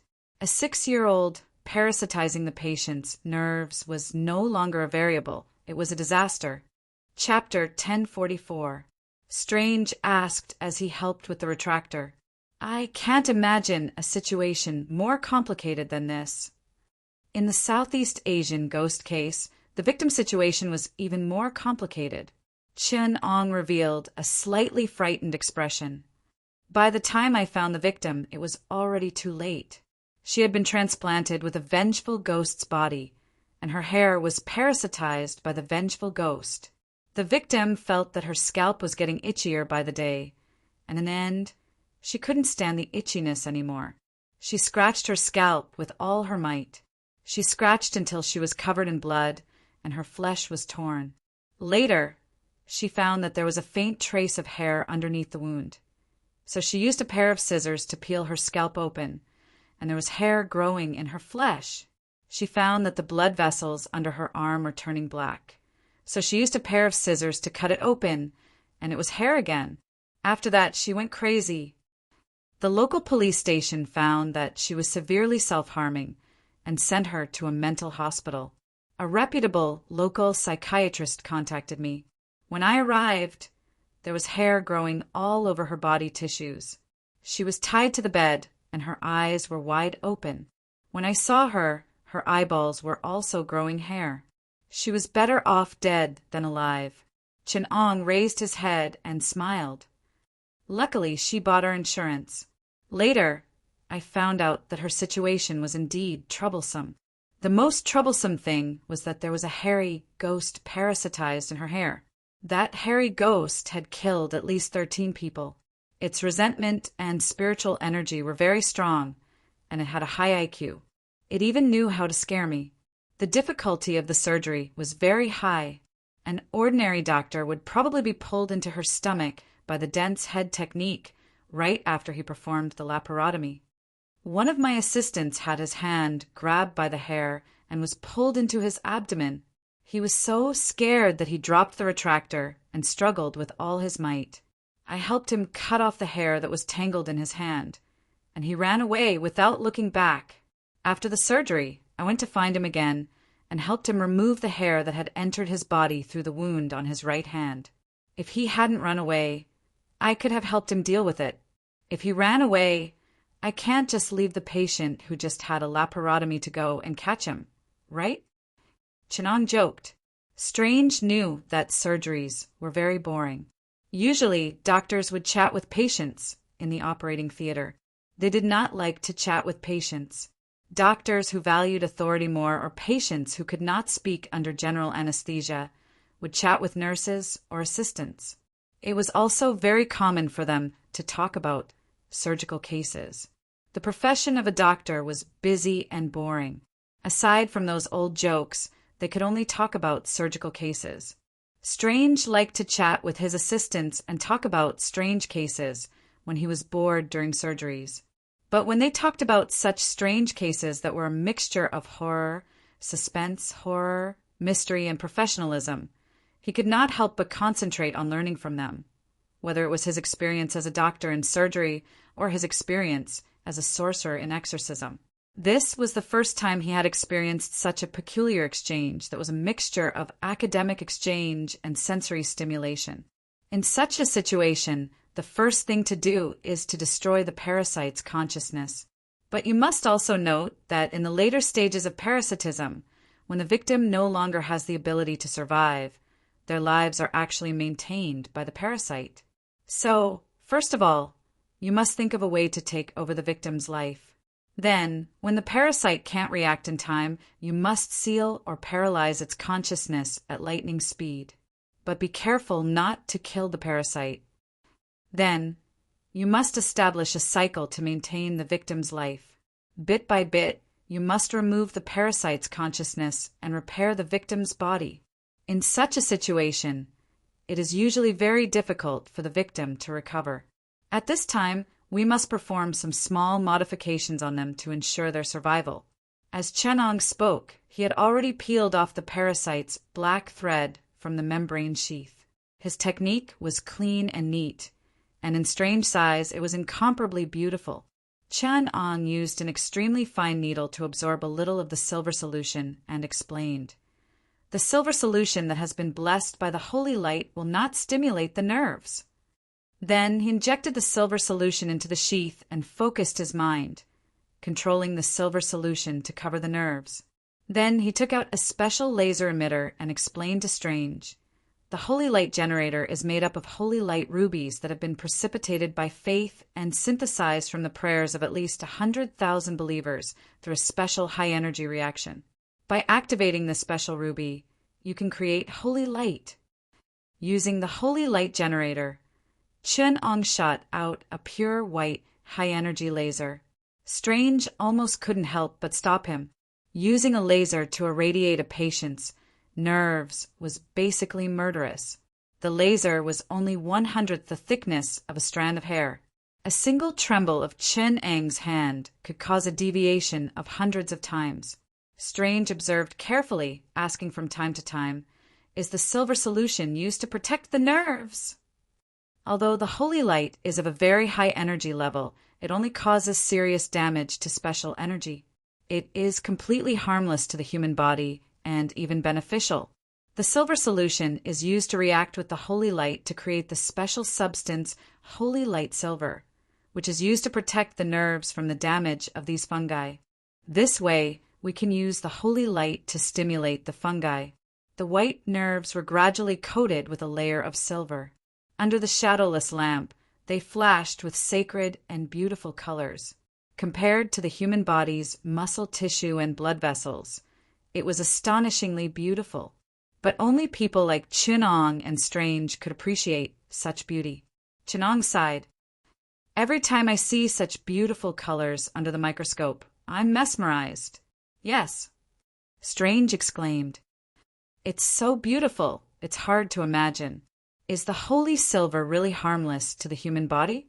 Chenong casually explained, "The holy silver surgery is a simplified version of the holy silver warriors of the Vatican. The Vatican has been entangled with the dark creatures for thousands of years. The warriors they train to hunt down the most dangerous blood breeds, werewolves, and dark wizards are called holy silver. Do you know how the holy silver warriors are trained?" Strange pondered for a moment and said, "I've heard of it, but this is an absolute secret of the Vatican, so even Kamartaj doesn't know." "There's no need to keep it a secret anymore. The old method has been eliminated." Chenong shook his head and smiled. "Through prayers and secret methods, the Vatican turned silver into a mercury-like silver solution called holy silver. Holy silver warriors are people who can inject holy silver into their blood vessels and replace the blood in their body without dying. The mortality rate of this kind of holy silver warrior is shocking. First inject a little holy silver, and if there's no serious rejection reaction, then proceed to the next step. Continuously increase the amount of injection, and finally, all the blood in the body is silverized, turning into a holy silver warrior." Chenong scolded. "How stupid!" Strange couldn't help but scold the Vatican as well. This is really a method that only idiots with silver stuffed in their brains can come up with. So when the Vatican asked me to improve the Holy Silver Warrior's transformation method, I immediately discovered that this material must be extremely compatible with the human body in order to allow the warriors who use this brainless transformation method to survive. Later, I improved the production process of holy silver, created a new holy silver solution, invented the holy silver surgery, and invented the holy light generator.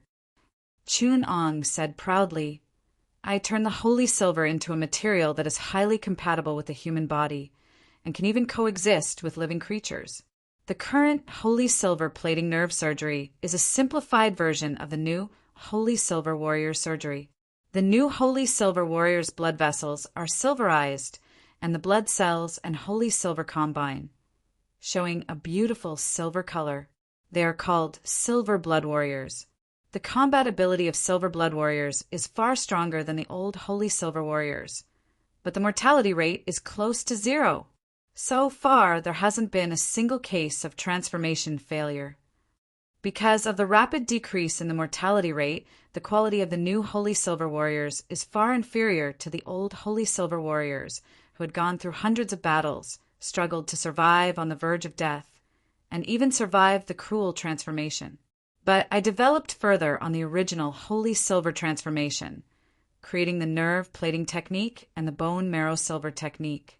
I developed the Silver Blood Warriors, blood vessel and blood cell silver surgery, the Divine Warriors, nerve modification silver surgery, and the Holy Blood Warriors who strengthen both at the same time, blood cell and nerve cell double modification, and finally the Half Angel, stem cell silver transformation.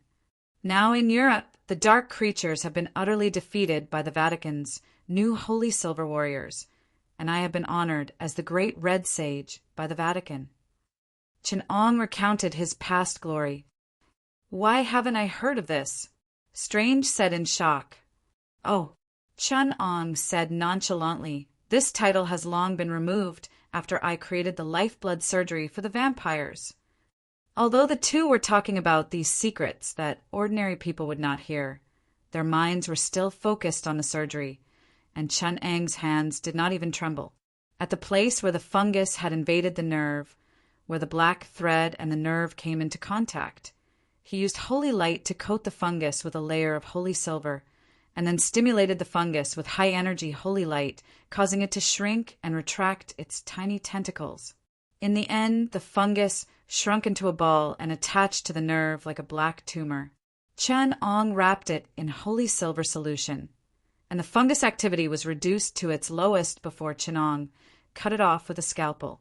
Putting the silver tumor in a container next to him, Chun-Ong asked Strange to suture it while he took off his gloves and said to Jimmy Woo, "Prepare a lab for me. I want to study the nature of this fungus." Strange asked in return, "The surgery is already a success. Aren't you going to do it for others?" Chun-Ong rolled his eyes at him. "I want to study the nature of the fungus before I can invent a new surgical method to solve this problem." Strange said, "The Holy Silver surgery was a success." Universality. Chun-Ong frowned and shook his head.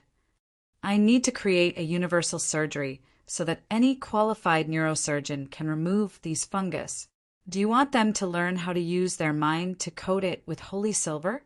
Is the precision of the holy light laser something that surgeons can achieve? Before your hand was crippled. You might have learned it after a few months of training, but for those mediocre people, haha. Also, do you know how expensive a holy silver is?" Strange looked at the used holy silver solution and said, "Hundreds of thousands of dollars." Jimmy Woo smiled and said, "SHIELD will pay for the surgical supplies. $80 million. Chun-Ong said calmly, "Who asked those vampires to be so rich? The market price has been inflated by them, and now even the Vatican can't help but secretly sell a few every month. The blood transplant surgery I invented can be used with holy silver. Vampires can avoid the damage of sunlight and become daywalkers if their blood vessels are coated with holy blood silver. Those vampires have gone crazy to collect the surgical supplies. The price I'm talking about is the market price 3 years ago. After I left Europe, I heard that because the American vampires entered the market, the price increased several times. The Vatican had no choice but to launch an anti-corruption campaign to punish the cardinals for stealing and selling holy silver. I have to find out more about the current price. I'll go prepare the laboratory for the doctor right now." Jimmy Woo no longer mentioned the reimbursement of the surgical supplies and turned to leave awkwardly. Strange secretly clicked his tongue. As a doctor, he knew very well that a human life was priceless, but saving a human life had a cost. His subordinates had also encountered patients who could not afford the medical fees and could only wait for death.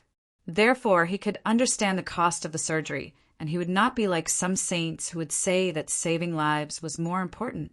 He also understood that Chang'an, who could perform unprecedented complicated surgery, was terrifying, but to be able to simplify the surgery and make it a standard surgery that every surgeon could complete was even greater. The person who solved difficult problems was powerful, but the person who set the standard was even greater. Chapter 1045.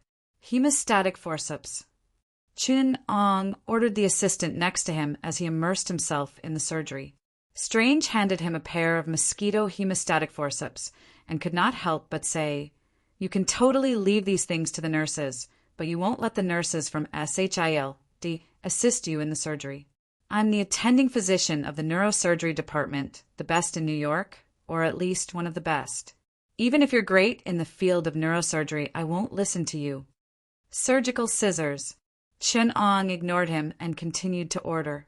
Strange had no choice but to obediently hand him the surgical scissors and continued to complain. "I can't be an anesthetist, a nurse, and an assistant physician. You have to promise me that I'll be the chief surgeon for the next surgery." Basin. Chang'an continued to order indifferently. Strange grabbed the basin containing the surgical waste next to him and moved it to Chang'an used the surgical forceps to clamp down on a fungal creature that was twisting slightly like a black leech and threw it into the waste basin. He took off his mask and latex gloves and said to Strange, "Suture the wound and give this to SHILD. Don't worry, it's not just the neck surgery. All the surgeries in the future are yours. I've already recorded the surgery process. You can watch the video later and learn. I'll leave the next surgery to you." Strange was caught off guard. He counted the gauze while making preparations for the suture and at the same time said in surprise, "What do you mean, leave it to me? There are still 13 patients here. Even if we perform 2 surgeries at the same time, we'll have to work continuously for at least 3 days. You can't push all this to me." Chang'an took off his gloves and said calmly, "I've extracted the chemical components from the fungal tissue that can anesthetize them and solve the most critical problem. I've also accompanied you in 3 surgeries to remove the parasitic fungus from the bodies of those SHILD agents. I've already set the surgical standards. Don't tell me that you haven't learned it after 3 surgeries." "Of course I've learned it. I learned it the first time you did it," Strange said reflexively, refusing to admit defeat. However, he somehow felt that his tone was a little hollow. "God, have mercy on me. When did I, Dr. Strange, have to tell anyone that I've learned it?" He hadn't said this since he graduated from medical school. If he said it out loud, he would feel like he was admitting defeat to Chang'an and lowering his head. Although Strange knew that his skills were indeed inferior to this annoying fellow, he could not admit defeat in terms of confidence. "But these are our shared missions. You can't throw them to me." Strange complained. "I was the one who discovered the parasitic fungus. I was the one who performed the first successful surgery. I was also the one who cultivated the alien fungus. I was the one who discovered their life characteristics. I extracted the chemical components that slowed down the fungus life activities and established the standard for subsequent surgeries. Now, according to my standard, any doctor with 3 years of neurosurgery experience, even if he was a pig, should know how to perform surgery. I built the microscopic stripping surgery for the parasitic extraterrestrial fungus from scratch, and now you still want me to do the work of these technicians. What use do you have in the world of medicine?" Chang'an questioned disdainfully. Strange was so angry that his blood boiled, and he barely managed to swallow that mouthful of blood. In the field of neurosurgery, skills and qualifications were the most important. His qualifications and skills were crushed by Chang'an, so naturally he could not speak loudly in front of Chang'an. Only one sentence was still surging in his stomach.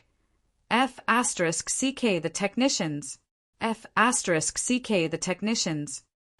Also, Chun Ong packed his things and was about to turn around and leave the operating room. In the end, he said, "I'm not a dog raised by S.H.I.L. I stayed to study a way to treat them out of my humanitarian duty as half a doctor, and also out of my duty as an insurance investigator to deal with the aftermath. Since we've already developed the technical standard and they didn't buy our insurance, why should I stay to treat them? Where are you going?" Strange had already sutured the patient and asked. Chun Ong didn't even look back. "Go and investigate what Thor said." "Hey, this matter doesn't seem to have anything to do with you. An insurance investigator," Strange said behind him. Chun Ong sighed. "Who said it doesn't matter? Do you know how many people have insured Earth? In theory, any person or species with Earth citizenship is eligible to insure Earth. So, including environmental protection organizations, industrial groups like Stark, and even some Earth species that have been stranded in outer space, they have all insured Earth. You're just looking for an excuse." Strange laughed. Chun Ong explained helplessly. Some time ago, when the Human Revolutionary Alliance was developing its financial business on the Milky Way star, they acquired a cosmic banking group. The first batch of insurance business included a non-famous mercenary group. A raccoon in the Guardian of the Galaxy has Earth citizenship, so it insured Earth, although it seems to only want to make a lot of money after Earth is destroyed. There's also the duck alien, Strange Duck Howard. His uncle Donald was born on Earth and has Earth citizenship by default. He's a rich man, one of the richest people in the Milky Way. He insured 50 million star dollars.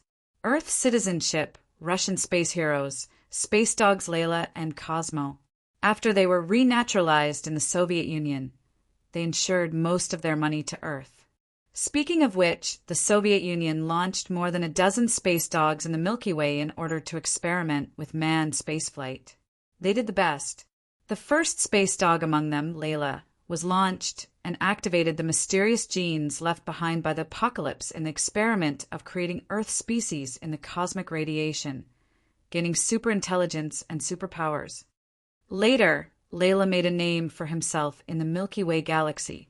When the Soviet Union launched other space dogs, they were secretly taken into the Milky Way galaxy and used their own cosmic radiation to activate the mysterious genes.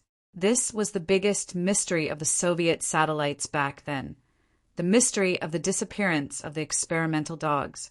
In order to solve this mystery, the Soviets carried a few dogs in most of the satellites they launched one after another. As a result, it indirectly promoted the formation of the famous space scavenger mercenary group, Space Dogs. They are much more famous than those non-famous mercenary groups, such as the Guardians of the Galaxy. In the Milky Way galaxy, Earth is a classic example of humans being worse than dogs. Now, these space dogs have returned to their motherland, the Soviet Union, and joined the Black Star Troopers. The Soviets are considering forming a Black Star Troopers army that includes the Soviet war bears, war dogs, and giant squids, to reward other Earth species that have made great contributions to the Soviets. Have you considered the issue of animal ethics? Strange asked after a moment of silence. Chun Ong smiled. After admitting that you monkeys have human rights, the CPP no longer has these problems, since ancient monkeys can have the rights of humans after evolution. Why can't other animals? Chun Ong waved his hand. The CPP checked Akasha's records and found that someone had indeed used black magic rituals to establish a space channel to outer space, and used the unique subspace structure of Hell to hide most of the traces. Now the CPP has sent an investigation team to Hell to demand an explanation from Satan. The fleet to attack the Thanos is also ready to set off. Where does the space channel lead to? Strange asked. Chun Ong smiled. The CPP has strict surveillance. The Indian subcontinent has your Kamartaj. Europe has the Vatican and the Dark Creatures. North America has the Avengers. South America has the Nazis. Where else can it go? Of course, it's the Black Continent, Africa. The space channel leads to Egypt. It should be the work of the local wizards. I have already locked on to the suspect. You're going to Egypt. Strange glanced at the luggage Chenong had prepared and asked. Chenong nodded. Yes, I asked SHIELD to send me to Egypt. They owe me a sacred silver potion, and Cyclops owes me a favor. They were going to recruit me before, but now that they know the market price of sacred silver, they don't dare mention it again. Haha. Wu Muhu should have left Egypt. Strange frowned. Do you know why he went to Africa? Yes. Chin Ong lowered his head and glanced at the picture of the target. That jet-black, dirty, and sloppy local magus was as inconspicuous as most of the magi in southern Africa. However, there was a brand scar on the target's neck that was slightly different. A voodoo sect, wizard, nothing special. Chapter 1046. The next morning, Chen Ong, who had a good rest for the night, came to a nearby temporary airport. After a small half of the port area was blocked, there were stretches of concrete poured roads here as a runway, but the requirements for the runway for large passenger planes are so high that it has reached a demanding level, so it is a Quinjet that is parked here. As soon as Chen Ong walked under the fighter, he saw Wu Jimmy put down the rear hatch and came out. Hey, this is a big guy, specially transferred from the headquarters for you.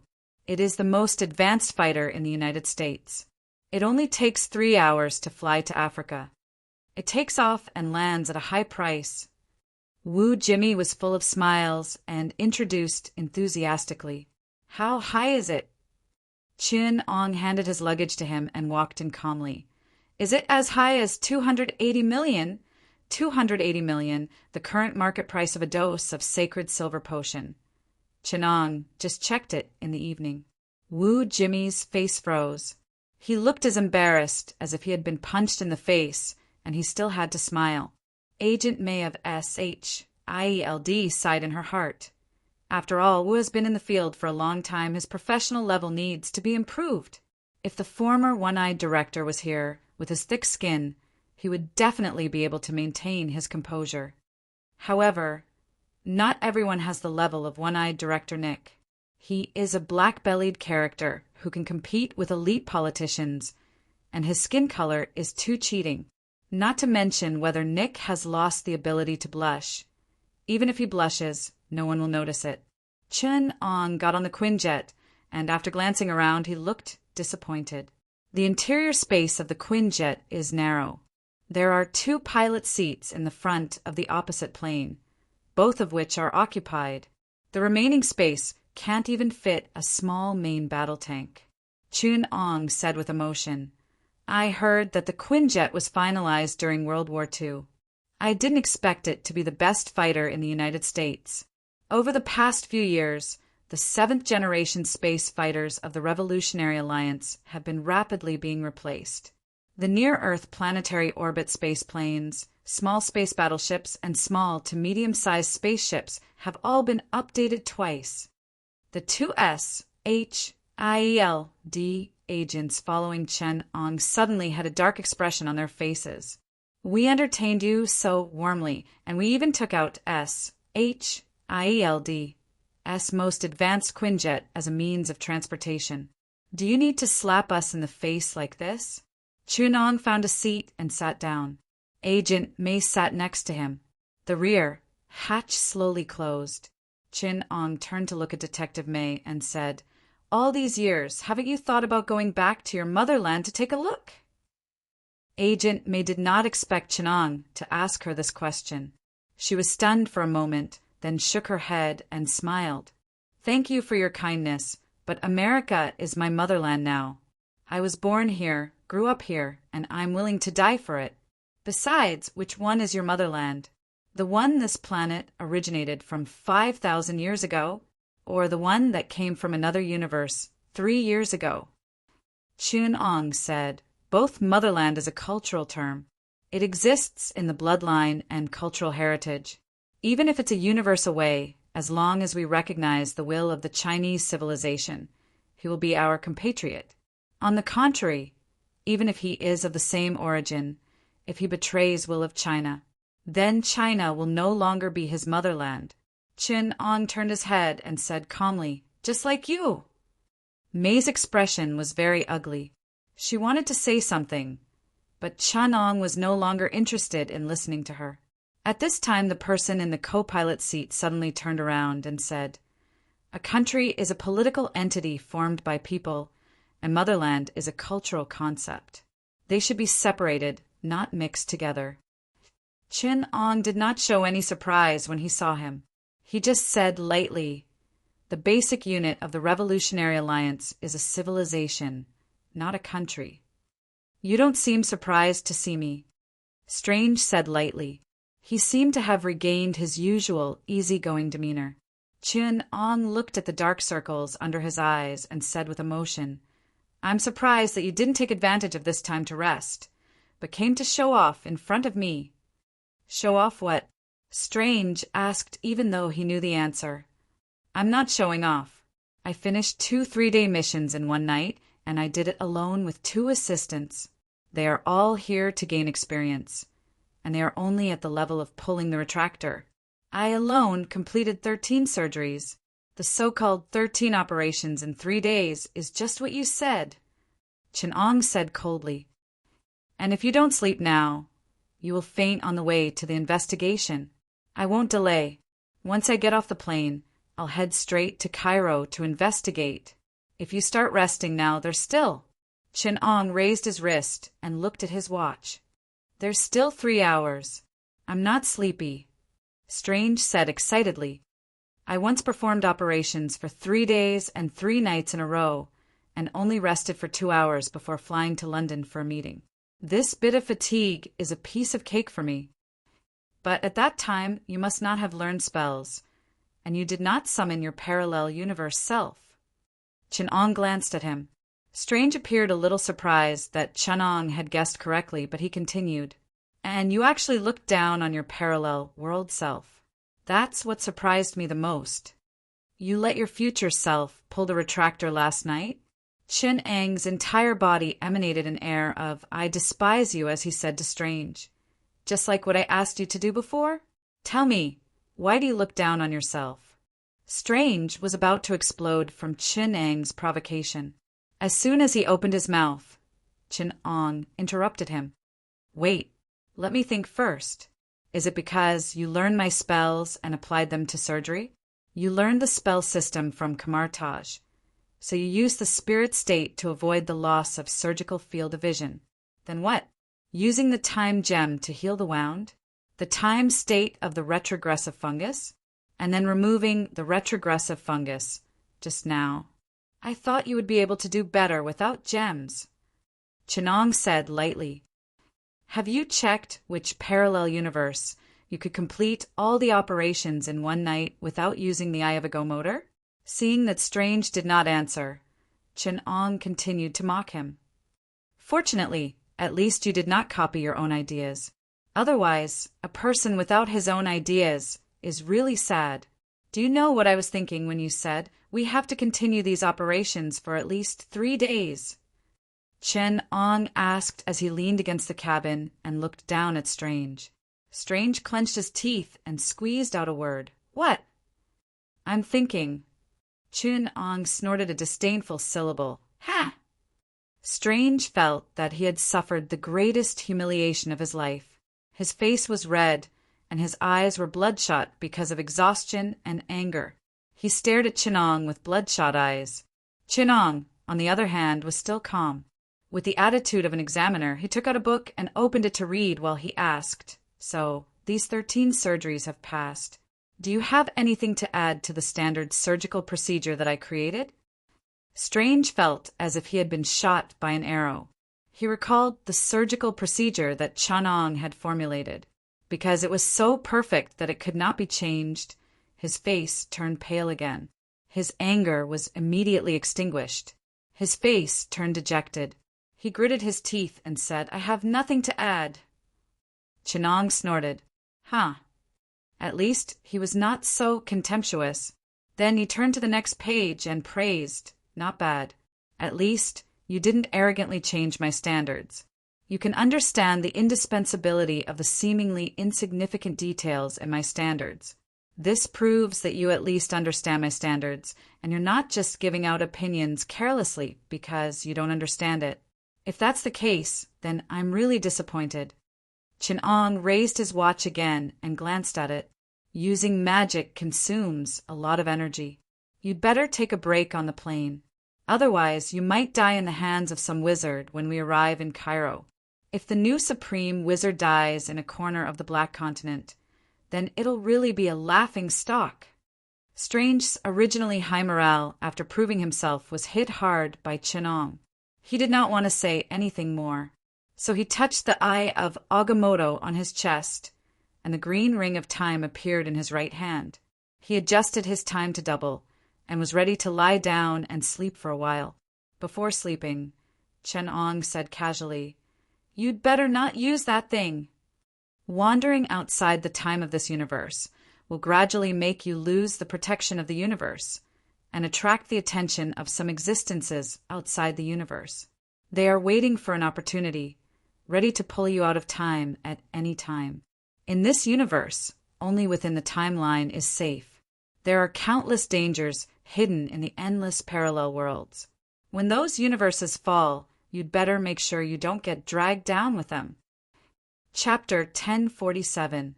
Cairo, one of the oldest cities in human history, had a history of 5,000 years. This was longer than the civilization history of most races in the world. The regular flooding of the Nile River created the ancient civilization of ancient Egypt and also shaped the ancient city by the Nile River. The unique dry climate preserved the ancient ruins of the city. The messy roads and buildings in the city stood together with the pyramids outside the city. The old Egyptians had gone extinct, and the new masters of this ancient land were the Alamites, who held the Quran and prayed with their butts up. The Egyptian gods and the pyramids had become history. The culture of this city was broken. This ancient civilization and history had nothing to do with its new owner.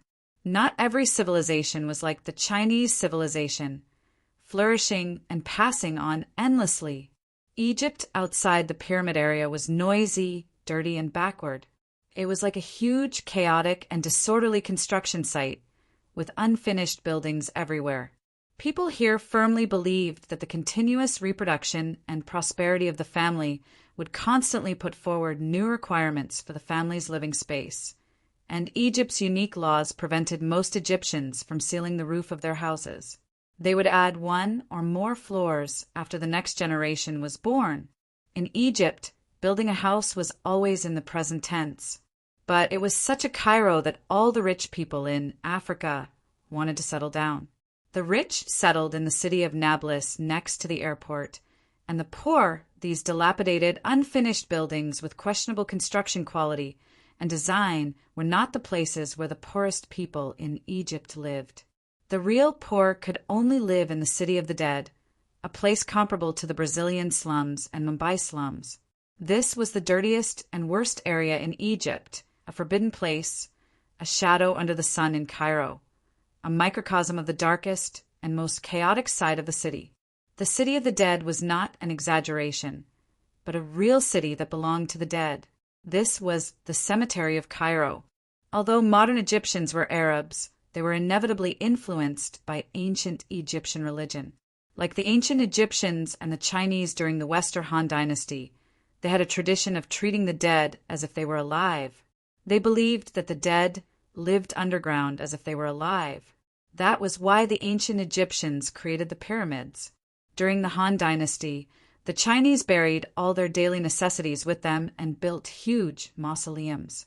Modern Egyptians buried the dead in underground tombs, but built magnificent buildings above the tombs that looked like residences for the living. Wealthy families would hire gravekeepers to live in these buildings and keep watch for the dead, another custom very similar to that of ancient China. But no family would be prosperous forever, so uninvited vagrants would live in these buildings and mix with the gravekeepers. This was Carlo's city of the dead. Strange stared at the mausoleum where the living and the dead lived together. Chin-Ong asked him, "You've never been here before?" Strange shook his head. I've attended an academic conference in Cairo before, but stayed in a magnificent hotel. Chinong asked in return. In fact, even tourists won't come here. Although this is the real specialty of Cairo, it is more representative of culture than the pyramids. Think about it, a modern pyramid where the living and the dead live together, a mixture of religion and traditional culture, a chronic disease of the modern city, and a shadow under the bright light of the country. But just like how the slums are also a specialty of Rio, tourists would rather dance samba than set foot in them. After all, the gangs are not particular. This is also the abandoned part of the city. The rulers of the slums are the gangs. Strange said solemnly. Then who is the ruler of this place? An even more dangerous existence. Chinong sighed. Even the gangs are not willing to live in such an unlucky place, apart from those who have nothing, who would want to live with the dead. The voodoo cult sees this place as filthy. Only the lunatics of the voodoo cult and the shamans are happy to live here. The voodoo cult has great influence in Africa. Even Egypt, a free country, has been infiltrated by the voodoo cult. This is the paradise of the voodoo cult. They believe that living on the edge of life and death allows them to communicate with the souls of the dead, making their magic even stronger. Moreover, there are rich treasures buried underground here. You mean they also rob tombs? Strange was surprised. What else? Why would the rich hire tomb keepers? Chinong explained. The Kamartaj's knowledge is too old. Although there are very detailed records of magic and occult knowledge, they will not tell you that in modern Egypt, a new city of the dead that has quietly developed, there will not be records of the voodoo cult's movements in the new century. These secret rumors are engraved in the bloodline and shadow of the city's development. Only by getting close to this place can you understand them. The tomb keepers hired by the rich, in addition to driving away the poor who have nothing, are also responsible for guarding the remains of their loved ones and funerary objects in the catacombs.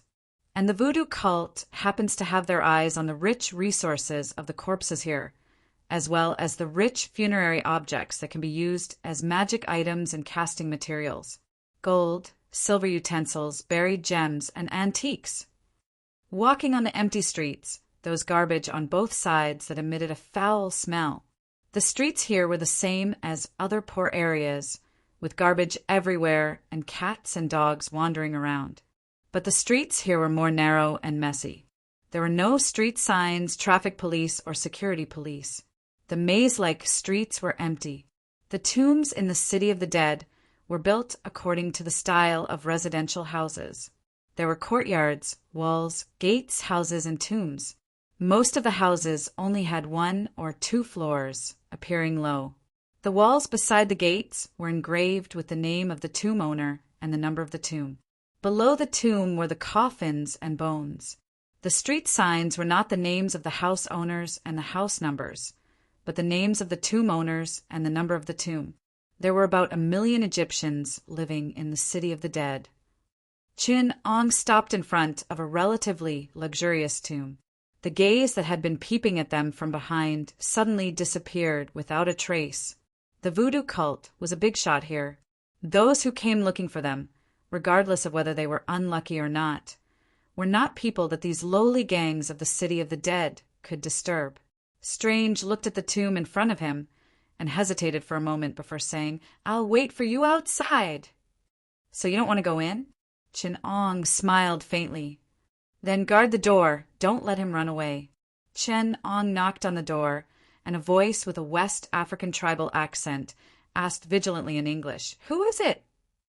"Master, someone introduced me to buy something from you," Chinong said in a low voice. The person inside was silent for a moment before they heard the sound of someone dawdling. The chair dragged on the ground, making a loud sound. The person moved closer to the door and said in a low voice, "Who introduced you here?" Chunang's hand went through the middle of the wooden door. He punched through about 3 centimeters of the thick wooden door and grabbed the man's collar. He pulled the man's head over and pressed it heavily against the door. Chin Ong whispered into the man's ear, "Death introduced us here. If you don't want to die, you'd better be a good boy and open the door. My gun is stuck to the door where your head is. If you want the bullet to go through the wooden door and through your head, 10987. I'll open it. I'll open it." The person panicked. "Don't shoot." Strange heard the door open with a click. He endured the discomfort and moved closer. He saw Chin Ong let go of the person's collar and slammed the door open. A skinny black man with all kinds of voodoo magic materials, bones, and magic tools taken from corpses fell to the ground and looked at the door in fear. Chin Ong walked in with a cold face and told Strange, "Come in and close the door." Strange could only obey the order. He walked in reluctantly and closed the door. The tomb was very dark under his feet, and the only light source was the hole that Chin Ong had pierced through the door. Chin Ong found a place and sat down, facing the voodoo wizard's face. He asked, 3 months ago, "Did someone ask you for help?" The wizard was very frightened, but his eyes still moved slightly, as if he was looking for his gun. He said, "Sir, there are many people who ask me for help every month. I don't know who it was." Chapter 1048. Chin Ong looked at the voodoo wizard's panicked eyes. The room was very gloomy, and there were traces of voodoo witchcraft everywhere. There were the dried and decayed remains of eagles, snakes and lizards, animal corpses, human bones, monkey heads, antelope skulls, elephant tails, bracelets on the wall, and all kinds of bottles and jars on the table. Chin Ong walked past the table and saw a dried chameleon, a woman's finger with very long nails, a vulture's head, bundles of antelope horns and ivory, brightly colored local textiles, and bundled up dead people's hair. Chin Ong walked to a shelf that was used for blood sacrifice. On the shelf, there were necklaces made of beast teeth, bone ashes, and other colorful powders that were used to cover the body, luxurious priest clothes, and decorative magic tools, as well as small hammers that were used to smash skulls, large hammers that were used to smash bones, daggers that were used to cut open chests, large blades that were used to behead people, and spears that were used to stab the sacrificial offerings. Chin Ong took down the spear and held it in his hand. The wizard on the other side was sobbing and begging in a low voice, "Let me go! I don't know anything." Chin Ong suddenly turned around, and the spear in his hand shot out like lightning, piercing through the wizard's chest. Strange, who was guarding the wizard, was shocked and said in horror, "You killed him? Why did you kill him? We haven't gotten anything out of him yet. Are you crazy?" Chin Ong walked forward, stepped on the spear, and pushed the spear that had pierced through his chest forward. More than half of the spear pierced through his chest and pressed against the ground, forming a frame to prop him up. The wizard hanging on the spear bled from all 7 orifices and died a horrible death. Strange was at a loss and had no idea what Chin Ong was doing. "No matter how we interrogate him, he won't say anything." Chin Ong said calmly, "After all, we can't hurt him." The wizard, who was impaled on the spear, was still motionless. His limbs were twisted, and he died a horrible death. Chin Ong grabbed a handful of butterfly scale powder from the jar on the table and sprinkled it on the corpse. He then opened 5 or 6 boxes of witchcraft materials and grabbed a lot of powders of various colors. There was lime clay, red earth, blood mixed with spices, and even a small bit of gold powder. Chin Ong looked at the gold and silver powder in his hand and said with interest, "It seems that staying in Egypt for so long was not a waste of time." Gold, silver, and gems symbolize the gods of ancient Egypt and are also the origin of European alchemy. Gold is the sun, and men are the power of life. Silver is the moon, and women are the power of spirit. This is the magic system of ancient Egypt. It's convenient for me. Chin Ong dipped the powder in the wizard's blood and drew all kinds of mysterious symbols and geometric patterns around it. Strange looked at him solemnly and asked, "Are you trying to summon his soul back for interrogation?" "No." Chin Ong quickly finished the runes, stood up, and looked at the corpse. "Do you know the meaning of the word voodoo?" The word comes from Benin. Benin is one of the most backward countries in Africa, and it is also the origin of voodoo. The true meaning of voodoo was created by the voodoo queen Lavelle in the 18th century, but Benin is the cradle of voodoo. It originated from the ancient beliefs of the local natives. In the local language, voodoo means God, spirit, and soul. Very few people know the ancient origin of voodoo. Even before humans left Africa, it was passed down in an ancient tribe.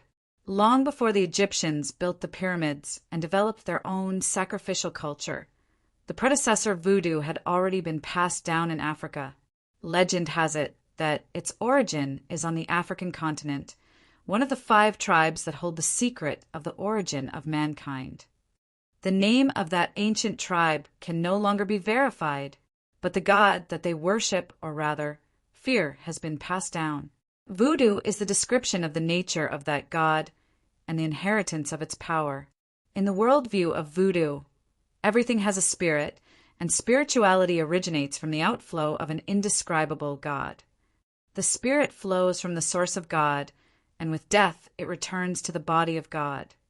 They worship the soul, study the soul, and try to use the power of magic. They refuse the process of returning and refuse death. What makes you think that you can control the soul of a voodoo wizard? They struggle their whole lives to escape from that curse, the gaze of that existence. They kill spiritual animals and use those spiritual materials to create substitutes, trying to confuse that existence and replace their own death. Chan-Ong looked at the spear under his feet and smiled. Spears can't kill them. The corpse hanging on the spear suddenly raised his head, and an extremely distorted expression appeared on his bloody face. He used his broken lungs to make a strange sound. Since you know that knives and swords can't kill us, why do you still dare to come here? Chun-Ong kicked his body heavily, sending him flying. Then he lifted the spear and nailed him to the wall. He sneered, Even if I can't kill you, so what? Aren't you still a trash? There are many people who can't be killed. Have you heard of demi-humans? They wish they could die. Do you want to be wrapped in 100 tons of cement and sink into the Maradona Trench? Trash. The wizard on the wall, in front of Chin-Ang's wild, domineering aura, still revealed his true nature. Seeing that he still chose to pretend to be dead, even though he didn't receive any fatal damage. Instead of fighting back, it was clear that this guy regarded immortality as his trump card. A little scare, and he revealed his true nature. He hurriedly begged for mercy. Warrior, we can talk. You can ask whatever you want. It's not that we voodoo wizards have never been dealt with in this way. They cut off our heads or burned our bodies to ashes with fire. But these methods have long been solved by our wizards. You can't kill me, but that person can kill me. He can destroy my soul. I don't dare to offend him. The wizard begged. How about I tell you some clues? I won't offend him too much. You can investigate it yourself.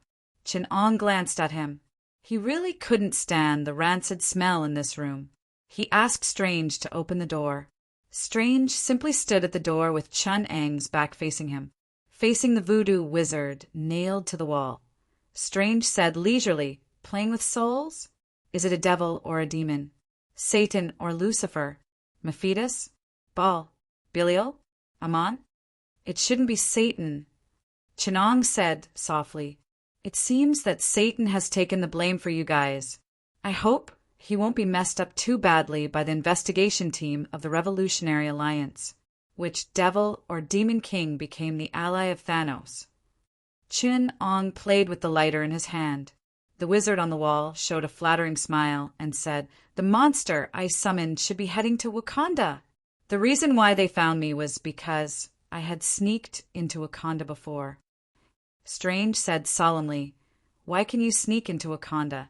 And why did you sneak there? The wizard showed a greedy smile. Of course I went there for vibranium. If not, who would go to that remote place? Chin-Ong sneered mockingly. The voodoo wizard trembled and said cautiously, Wakanda seems to have a mysterious connection with voodoo. People of voodoo sometimes go there to exchange some things, provide them with information. Once, the people of Wakanda came to our church in Fudu, hoping that we could provide them with some clues about the slave hunters who kidnapped slaves. I took the opportunity to sneak in, but before I could find vibranium, I was caught. Chen Ong added calmly, Wakanda is one of the other 4 ancient tribes that hold the secret of human origins. It's normal for them to have connections with voodoo. I think he knows who is working with Thanos. Strange tilted his head and looked at the wizard. How can we get what we want from him? I can see it now. His soul isn't in his body. His body is just a puppet. Didn't you notice what's missing from his body? Chen Ong said. His voodoo doll is not on him. In fact, he hid his soul in the doll, and then refined his body into a resurrected corpse. Even if he was fatally injured, even if we cut off his head, he would not be able to escape. He won't be hurt. Chen Ong grabbed the tail of the spear and shook it down. The spear trembled on the wizard's chest and rubbed against his ribs, making a cracking sound. Then why is he so afraid that you will destroy his body? Strange asked curiously. He hid the voodoo doll too well. He's afraid that someone won't find it. Chen Ong said disdainfully. After his soul is attached to the voodoo doll, he loses the ability to move and relies on controlling the resurrected corpse to move. If we destroy the resurrected corpse, he will be imprisoned in the doll and wait for someone to find him. Only when someone rediscovers him can he manipulate others to carry out all kinds of evil rituals, seize a new body, or refine a new resurrected corpse. So in Benin and Haiti, the locals are often afraid of old voodoo dolls hidden in remote places, thinking that they are cursed by wizards. The local wizards can't erase this fear and long past experience, so they threaten them that when they find the voodoo doll, they are cursed. Only by luring others to take it can the curse be dispelled. Curious tourists often suffer because of this. I investigated the case of a tourist who bought a voodoo doll attached to a wizard's soul as a tourist souvenir out of curiosity. His family was killed. So, Chen Ong concluded, every wizard is worried about how to hide their voodoo doll. If it's too obvious, it will be destroyed by the enemy. If it's too well hidden, if no one finds it for thousands of years, it's over. Chen Ong looked at the wizard hanging on the wall with a faint smile. This one belongs to the category of hiding it too well. So he's afraid that we will destroy his body, but he keeps his bottom line. Because if he betrays that person, even his soul will not survive, right? Strange sighed. It seems that we won't get anything more. Let him explain a little more and exchange his body back. Hearing this, the wizard's eyes showed a look of excitement, but Chen Ong sneered and dispelled his excitement. I'm sorry, I haven't lost to you in terms of cruelty and ruthlessness. He's afraid of the person who forced him, but he should be more afraid of me. Chen Ang's voice came coldly from the darkness, his face hidden in the darkness, extremely gloomy. Chen Ong leaned in front of Wizard Voodoo and whispered, It seems that you still can't feel true fear, which is why you fear that person more than me. The wizard was so scared that he almost peed his pants. You're already scary enough, and few humans are scarier than you. As a human, why are you competing with demons? Are you proud because you've won? He shouted crazily, What are you doing? If you destroy my body, I won't tell you anything. Chen Ong threw the heads of the crocodile, eagle, wild dog, goat, and orangutan at his feet, took out the corpse oil, mixed it with high alcohol, and slowly poured it over the wizard's head. He then used blood to draw a complicated magic circle on the wall behind him. The wizard's soul frantically sent out warnings, and he was so scared that tears streamed down his face. He begged, Please, I really can't say his name. If I say it, my soul will be taken away by him. I signed a contract. He finally wailed, Please, I signed a contract. Don't destroy my soul. Are you going to use hellfire? Chen Ang's face relaxed. It's a demon. Very good, we know something else. And we know why that existence. Let him go. Because of the nature of a demon, he hopes that our actions will lead to nothing, and instead let him harvest a superior soul. Strange added, "You're too cowardly," Chin Ong whispered in the wizard's ear. "When I saw that you chose to attach your soul to the voodoo doll, I knew that you're a coward. The real voodoo wizards who are not afraid of death will only make substitute dolls and then transfer their own injuries to the substitute. Those kind of wizards will pick up a knife and fight with others. You're just a coward who only wants to fake your death. No wonder that existence thinks that it can take away your soul." Chin Ong paused for a moment, then continued to pour alcohol on the wizard's head. The wizard struggled wildly, trying to pull the spear out of his chest. However, Chin Ong quickly nailed the wizard's palms with 2 sacrificial daggers, and then nailed the wizard's feet with a dagger. The wizard slumped against the wall like a crucified Christ. Strange frowned. "Why did you put him like this? Do you want the church to kill him? This is the image of the Son of Christ. He's not worthy of this. I don't have that bastard." Chin Ong said coldly, "There's no such thing as worthy or not. He's the one I nailed himself. He deserves this glory." The wizard on the wall did not feel the supreme glory. He only felt the deep fear of death. Chin Ong lit a lighter and threw it on the Son of Christ. A raging fire ignited on the body of the Son of Christ. In the blue flame, Chin Ong chanted a spell. The wings of an eagle, the fins of a crocodile, the sense of smell of a wild dog, the hands and wisdom of an orangutan, the sacrifice of a goat to the unnameable. Guide them to what I'm looking for. Strange could not bear to watch. He turned his head to avoid looking at the wizard's earth-shattering screams and struggles. But the flame only lit up for 3 seconds before it was extinguished. After a while, the wizard also stopped screaming and said excitedly, "I'm fine. Haha, I'm fine." Strange turned his head and noticed that the skulls in the center of the magic circle under his feet had disappeared. And after that, something that did not belong to this place reappeared. It was a simple doll made of hair, painted with blood, carved with bones taken out of the body, and carved with witchcraft spells. Strange looked at the voodoo wizard with sympathy and mourned for him for 3 seconds in his heart, which was rare. A few minutes later, the voodoo wizard, whose face was as pale as ash, spilled everything out like beans from a bamboo tube. His contract was replaced by a fresh soul of a dead person by Chin Ong. Strange looked at the soul that was taken away by an unknown force in the void behind him, and finally began to think seriously. What was the power of Chin Ong? Which school of sorcerer did he belong to? How far did he have to learn magic to be able to change the devil's contract? Strange could not figure it out. He had a sincere fear. Chapter 1049. To the south of Cairo, the scenery around him became more and more desolate. In addition to a few tourist cities, the whole of Egypt was large tracts of farmland. Cities were scattered along both sides of the Nile River. The pedestrians around him gradually lost their shrewdness, revealing a sense of embarrassment and dullness. In fact, it was like Egypt in the late 1960s. If you open your eyes to the whole world, you'll find that in this world, most countries are still in the late stage of agricultural countries. Except for a few economically developed areas in Western Europe, North America, East Asia, and Australia, most other countries and regions are still in an agricultural society.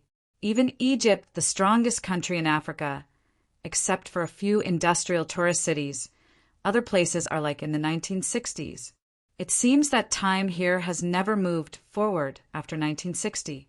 After the UPA made a breakthrough in industrial, energy, and artificial intelligence revolution, and became a national alliance that can travel across galaxies, this geographical division became more and more obvious. On this planet, the 3 allied countries of the UPA have entered the interstellar era, and as a whole have entered a communist society, which is the first world.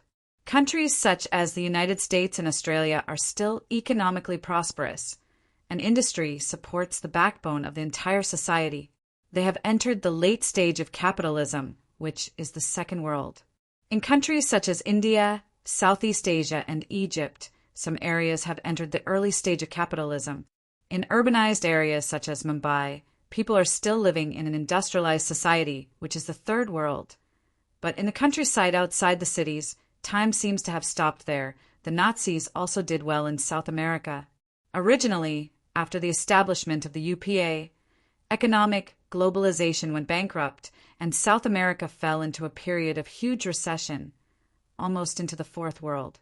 But after the Nazis occupied South America, with the technological strength of Hydra and the seriousness of the Nazis, they actually carried out a wave of industrialization, forcibly extending the life of South America, and now they are doing better than India. But in the African continent, outside of Egypt, the places with cities may be called the fourth world. There is water, electricity, and some primary industrial products. Apart from that, industry has nothing to do with them.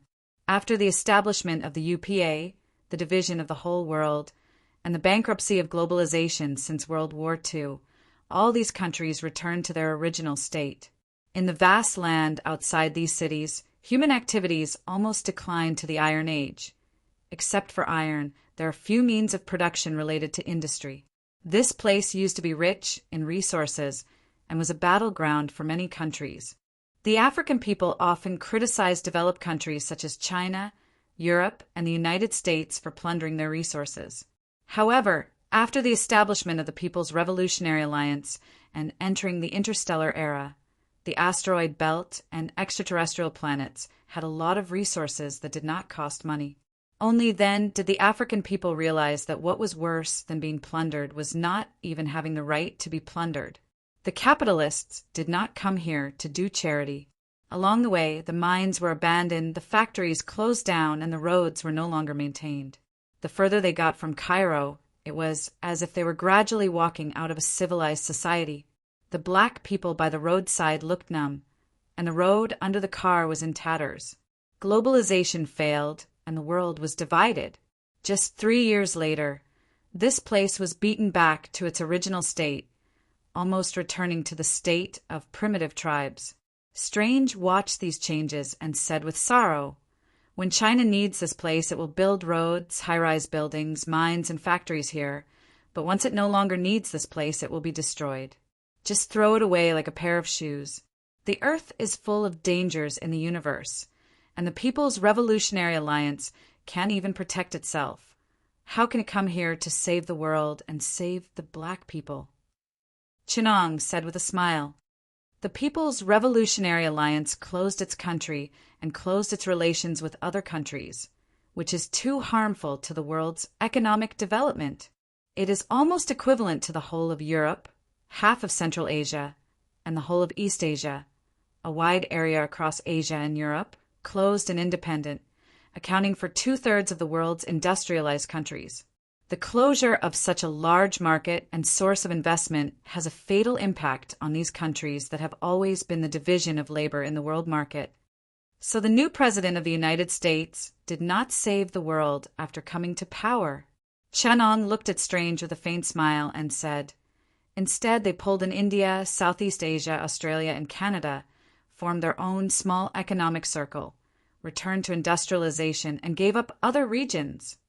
The separation of the third and fourth worlds is the result of the joint action of the People's Revolutionary Alliance and the Pacific and Indian Oceans Economic Alliances of the United States.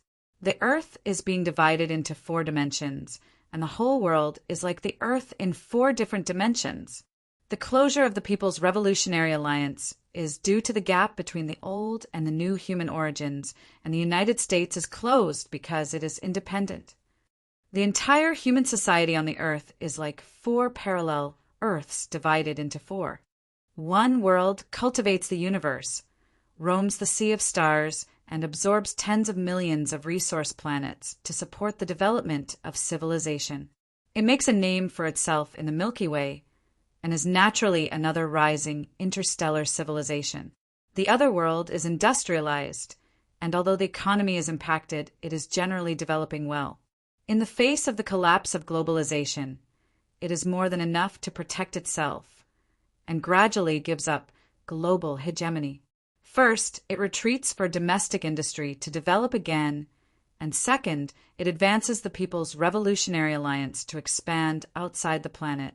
Other countries can also enjoy the international order established by the United States by latching onto its thigh. If not for the deterrence of the People's Revolutionary Alliance in the front and the hostility of the Nazis in the back, it can still be said to be peaceful. The Third World, under the wave of global economic isolation, can only protect itself. Countries like Egypt and the Middle East can still latch onto the thigh of the United States, sell their resources, and keep the main cities from declining. South Africa is miserable, falling into the abyss. They are like isolated islands and reefs that emerge after being submerged by the waves. Even the duality of the entire country, cities and villages, are separated. The Fourth World has been almost forgotten outside of civilized society and has become a primitive and closed tribe. It can almost be said to have regressed back to the feudal society. The entire world, under the wave of global economic isolation, although still connected in space, has been divided into several completely different worlds in economy and society. This is the Earth in the post-industrial era. This is the change in the world after the year of arrival. All the way to North Sudan, there were fewer and fewer vehicles on the road. Some abandoned cars were parked on the side of the road, and the iron sheet on the car body had been peeled off by the hard-working African people, leaving only an abandoned, messy body rusting by the side of the road. Then there was a fallen tree blocking their way. Strange got out of the car and looked at the trunk that had obviously fallen for a few days and exclaimed, "Oh my God! Are there no cars here? There are obstacles on the road, and no one has dealt with it for a few days? There are no cars here." The Black Wizard said indifferently as he sat in the car. Strange was puzzled. Am I on an alien planet? I don't believe that no one in Africa can buy a car. What's the use of buying a car if you can't buy oil? If you can buy oil, is it just for a few people to drive and maintain the road? The wizard rolled his eyes and said, "The white man has left. The businessmen have left. They have abandoned the factories and shops here, leaving only the black people. What's the use of the road?" Strange was shocked. "But you are an oil-producing country. You can refine the oil yourself. The engineers have left. The investors have left. If we can't buy the machinery, we can't sell the oil. What's the use of the oil refinery? Stark has invented a new energy source, and now the oil price is so low that only the Middle East can sell it. Africa has long stopped producing oil." The wizard spread out his hands. "We have to move this thing away." Strange complained, "Oh my God, we should have asked SHIELD to send us to Wakanda. Why do we have to drive there? If SHIELD sends us there, then there's no real Wakanda. Only one of the poorest countries in Africa, Wakanda. And your suspending ring can't teleport you there. There's a space surveillance system there. I don't want to be chased like a dog as soon as I get there." Chinong also got out of the car and looked at the big tree blocking the road. He took out the voodoo doll and threw it to Strange. The wizard in the car looked nervous, afraid that the doll would fall to the ground. Strange reached out and caught the voodoo doll. The wizard in the car seemed to have hit a wall of air. Strange reached out and touched the voodoo doll, then grabbed the doll's hands and feet, like a little girl playing house, manipulating the doll to open the door and get out of the car. His movements were quite rough. Obviously, playing with dolls like a little girl was not Strange's hobby. The wizard's body seemed to be controlled and moved involuntarily. He stood up with a big movement and hit his head hard. He had to open his mouth and complain, "Be gentle, man. You're controlling me, not playing with a doll." Strange's face darkened. He controlled the wizard's body to lift the big tree and throw the obstacle to the side.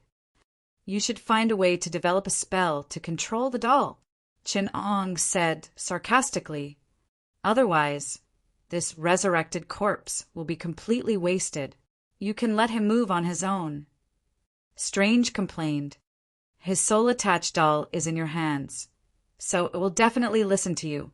Resurrected corpses can only be of greatest value under the control of a wizard." Chun-Ong took the voodoo doll from him and twisted it twice. The wizard's body made a series of movements that were absolutely impossible for a human body to do. Chun-Ong grabbed the voodoo doll's forearm and lifted it up. The wizard in front of him soared into the sky and flew into the air, making the classic gesture of Superman. Look, is this something he can do by himself? Chun-Ong threw the doll back into Strange's hands. The wizard in the sky flew into the distance, or rather was thrown. His body seemed to be thrown back by an invisible force and then smashed to the ground. The wizard's face maintained a desperate expression. Chapter 1050. Amidst the African wilderness stood a modern city. This was Bonanzana, the largest city in Wakanda and the political center of the country. It was also the capital of Wakanda. This was a city with a unique style. It had high-tech skyscrapers and modern equipment, but it lacked the soul of a modern city. This was a hidden and isolated city. The people lived in the magnificent buildings created by vibranium while being isolated from the outside world. There were no cars on the streets, and there were no high-end financial and business districts in the center of the city. It was like a young soul hidden in a tall shell.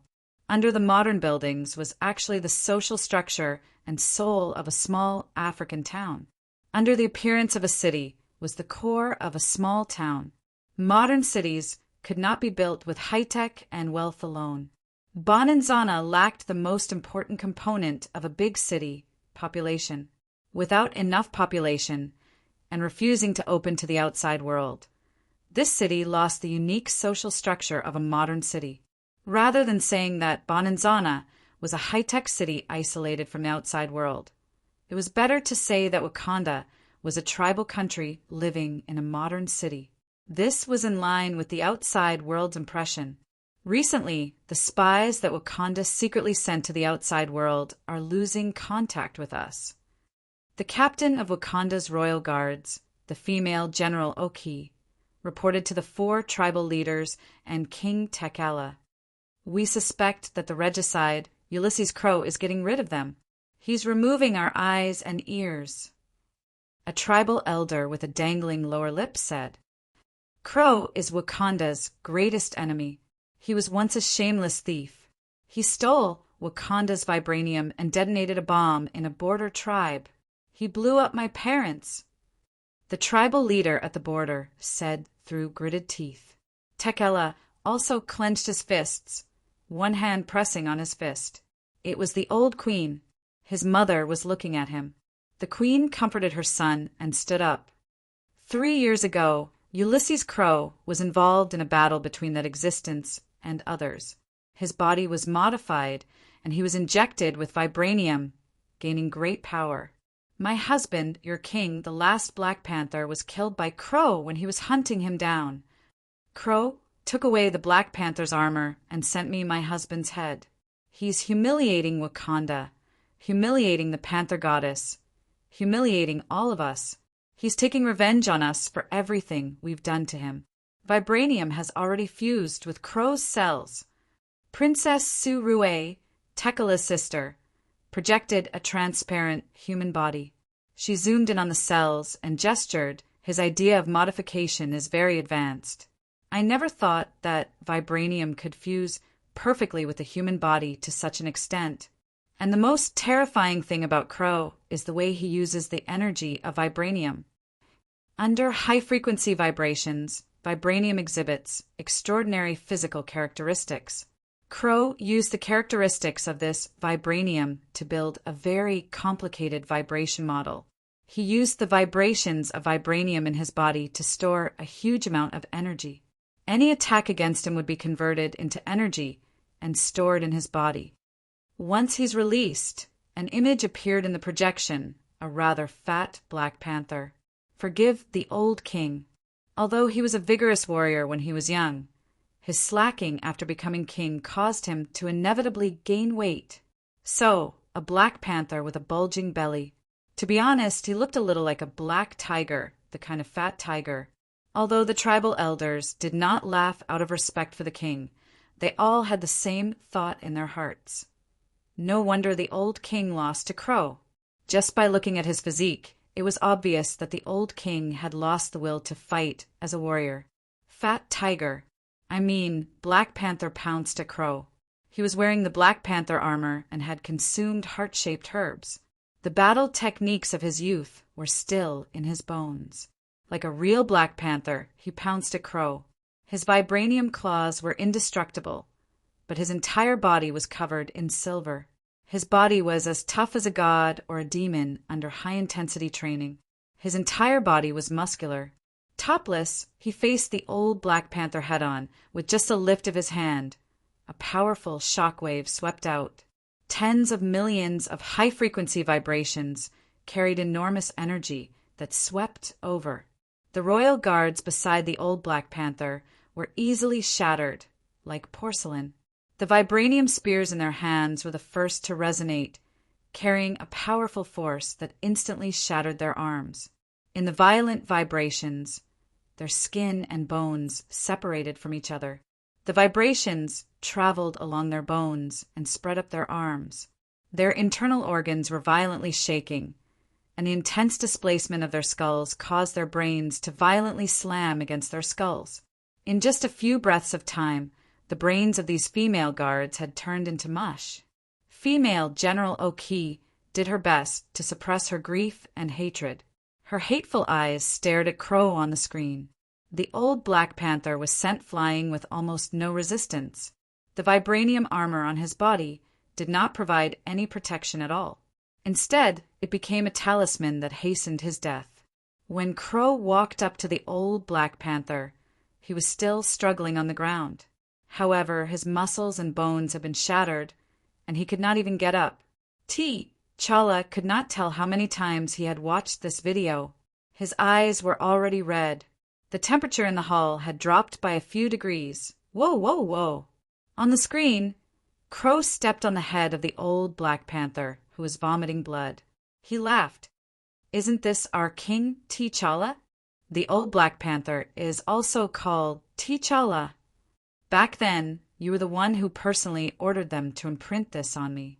Crow subconsciously tilted his head, but his neck was smooth.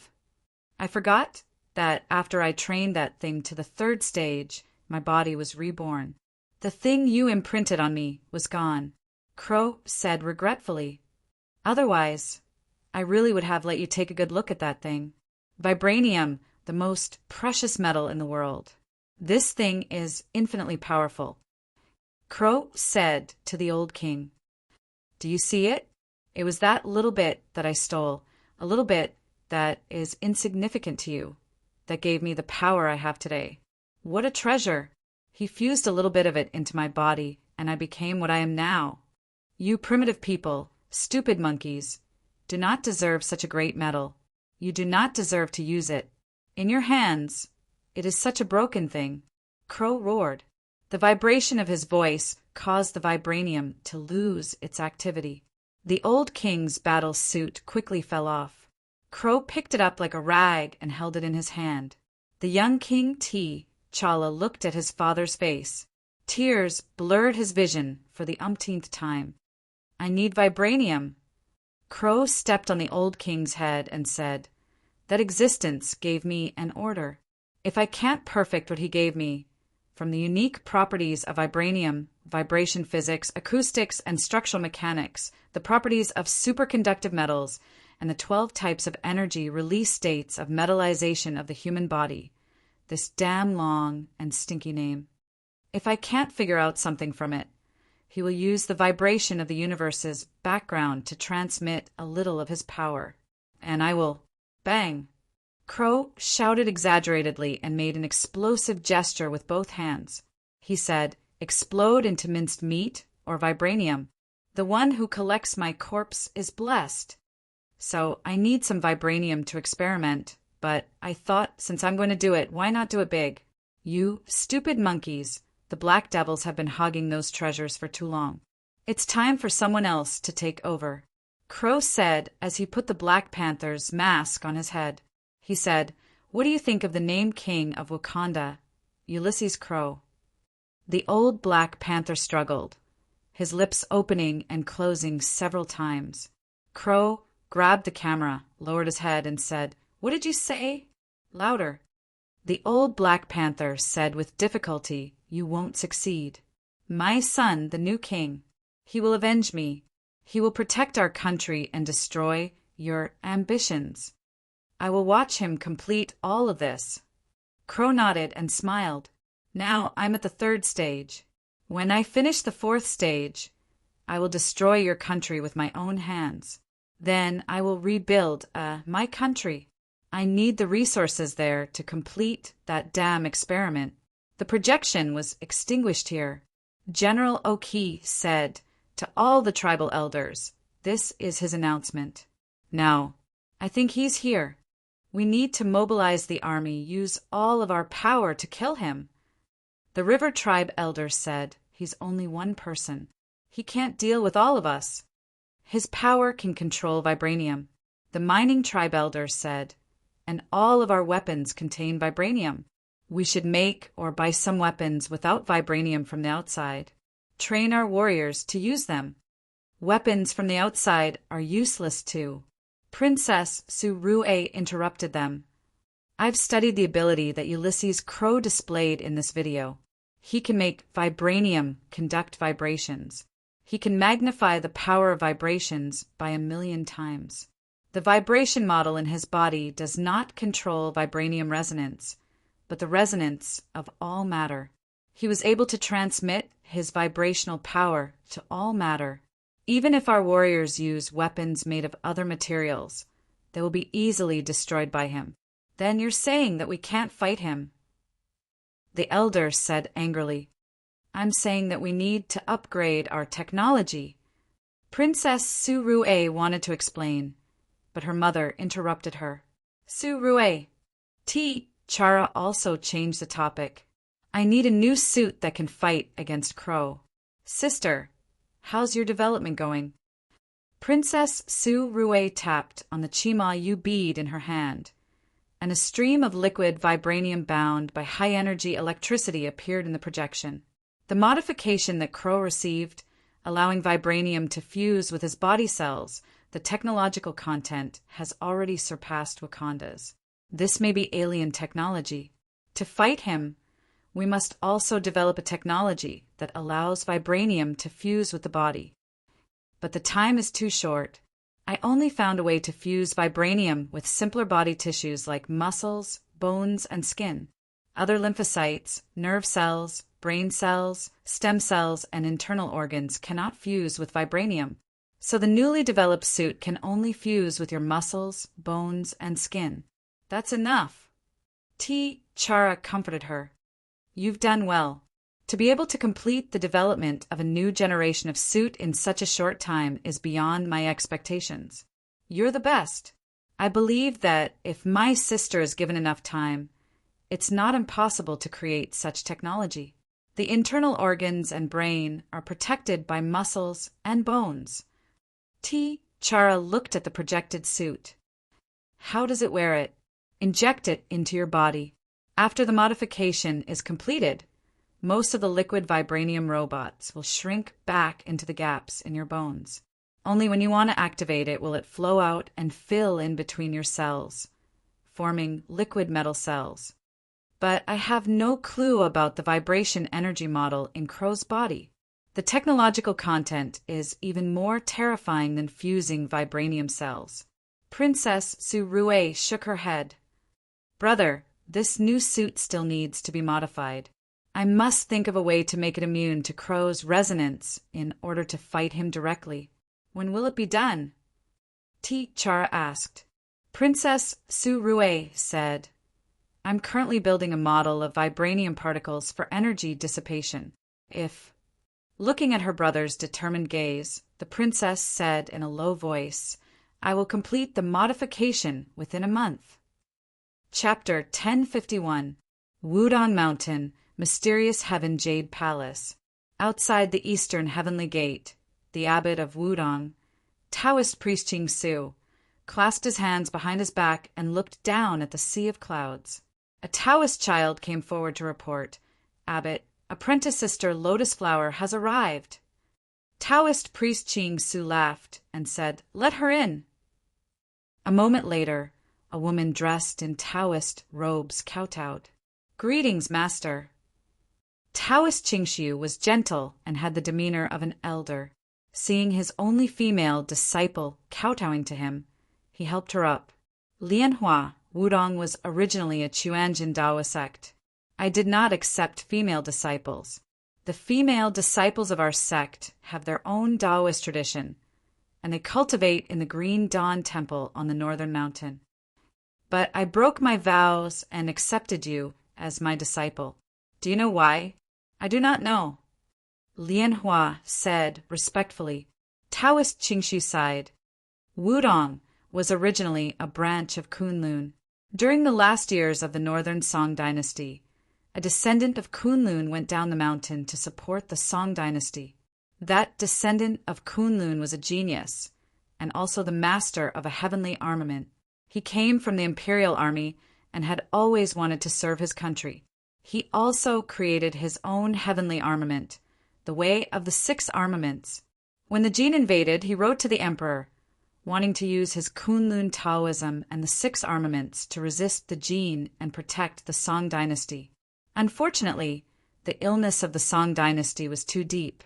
Outside the city of Tokyo, the successor of the Kunlun sect, Guijing, was killed by 2 mysterious master of the magic blade, Wanyan Min, who later became the master of the celestial wolf blade in the hands of Temujin. Before Guijing died, he gave his Kunlun Taoism to the 6 armaments so that it could choose another master. He hoped that after the master of the 6 armaments received his inheritance, he would be able to drive the barbarians north and support the Song dynasty. Unfortunately, by the time the next master of the 6 armaments was born, the southern Song dynasty had already fallen. Lianhua exclaimed, "Then the next master of the 6 armaments, could it be?" Priest Qing Su slightly cupped his fist and proudly said, "That's right, the next owner of the 6 armor divine weapon is our Wudong founding master, the one who supported the Han dynasty, drove the Tatars to the north, assisted the Emperor of Heaven's sword master Zhu Yuanzhang to establish the Great Ming, Zhang Sanfeng, Zhang Jinren. That year when the Great Ming dynasty was founded, the Heavenly Emperor's sword, 5 Emperor's saber, heaven and earth warping, and earth warping 6 divine weapon owners were born. The majestic imperial Ming dynasty drove north to the Meng Yuan Empire, flourishing for a time. That 6 divine armors is the predecessor of our Wudong sect's divine artifact, Taiji. Ancestral Master Zhang lived in Shaolin when he was young. In Shaolin's ancient depository, he discovered the remains of the divine armament Liujia and obtained the Kunlun Taoist Dharma within. Only then did he break out of the sect and head down the mountain to assist Han Tong in reforging the divine armament. Later on, he taught Emperor Taizu of the Ming dynasty and was honored as Daoist Zhang. This was the reason why Mount Wudong was rebuilt during the Hongwu era, and the sect was built for the patriarch. Ancestral Master Zhang inherited the Kunlun Taoist Dharma, so he respected Kunlun as the sect leader. He imitated the Kunlun Jade Palace and built the Wudong Jade Palace. In the eyes of Kunlun, our Wudong was born from the Kunlun Divine Armament Yujia and was only a branch of Kunlun heading south. But in the Ming dynasty, our Wudong did not decline and flourished for a time. The world only knew of Wudong, not Kunlun. They were indignant, so the 2 sects gradually drifted apart. It was only during the Republic of China that things turned for the better. At that time, the Taoists were weakened and the demons were on the rise. The 2 sects reconciled and worked together to overthrow the Han dynasty. Now Wudong and Kunlun are of the same breath and branch, and are in charge of Taoism together. Now that humanity is flourishing, the heavenly realm government has descended to establish the great unity world. Buddhism and Taoism are but fleeting clouds. The 1,000-year-old orthodoxy is about to come to an end. Priest Qing Su said sadly, "China doesn't need us anymore." Lianhua, "Yes, master." Lianhua quickly bowed. Priest Qing Su took out a copper box from behind him and placed it in Lianhua's hand. Lianhua's voice trembled slightly. "Master, this is..." Take the Taiji sword's remains and leave China. Qing Su's voice was deep as he exhorted. Reforge the divine armament. There are still Han people overseas. Continue our Wudong orthodoxy. Remember, Wudong's roots are in China. Don't forget your roots. Otherwise, the divine armament will abandon you and return to China. I won't be able to rest in peace, even if I die. Master, Lian Hua held the copper box and was puzzled. Why is this necessary? This is a joint decision of Buddhism, Taoism, and Confucianism, other than the tri-sovereign sword, which refuses to leave the old land. The other divine armaments and demonic blades will be taken out of the country by the weapon masters and reforged outside the country. This is to prepare for the millennium calamity and the eternal demonic calamity. Go rest. Priest Qing Su stood up and turned his back to her. Lian Hua's eyes were brimming with tears. She accepted the copper box and kowtowed to Priest Qing Su 3 times. Only then did she reluctantly bid farewell. Before she left the mountain, Shi Xiang found her and asked, Lian Hua, do you have a place to stay on this trip? Lian Hua shook her head. Lian Hua has been raised on the mountain since she was a child. I have never left the mountain. This trip is boundless. I don't know where to go. I heard that the government's most wanted criminal, Fu Manzhou, Lord Man, has fled abroad. Fu Manzhou is a remnant of the Qing government during the Republic of China. After his demonic blade, the spherical heaven ring, was destroyed, he has always wanted to reforge it. Unfortunately, divine armaments and demonic blades do not recognize a second owner. He was rejected by the demonic blade and could not reforge it.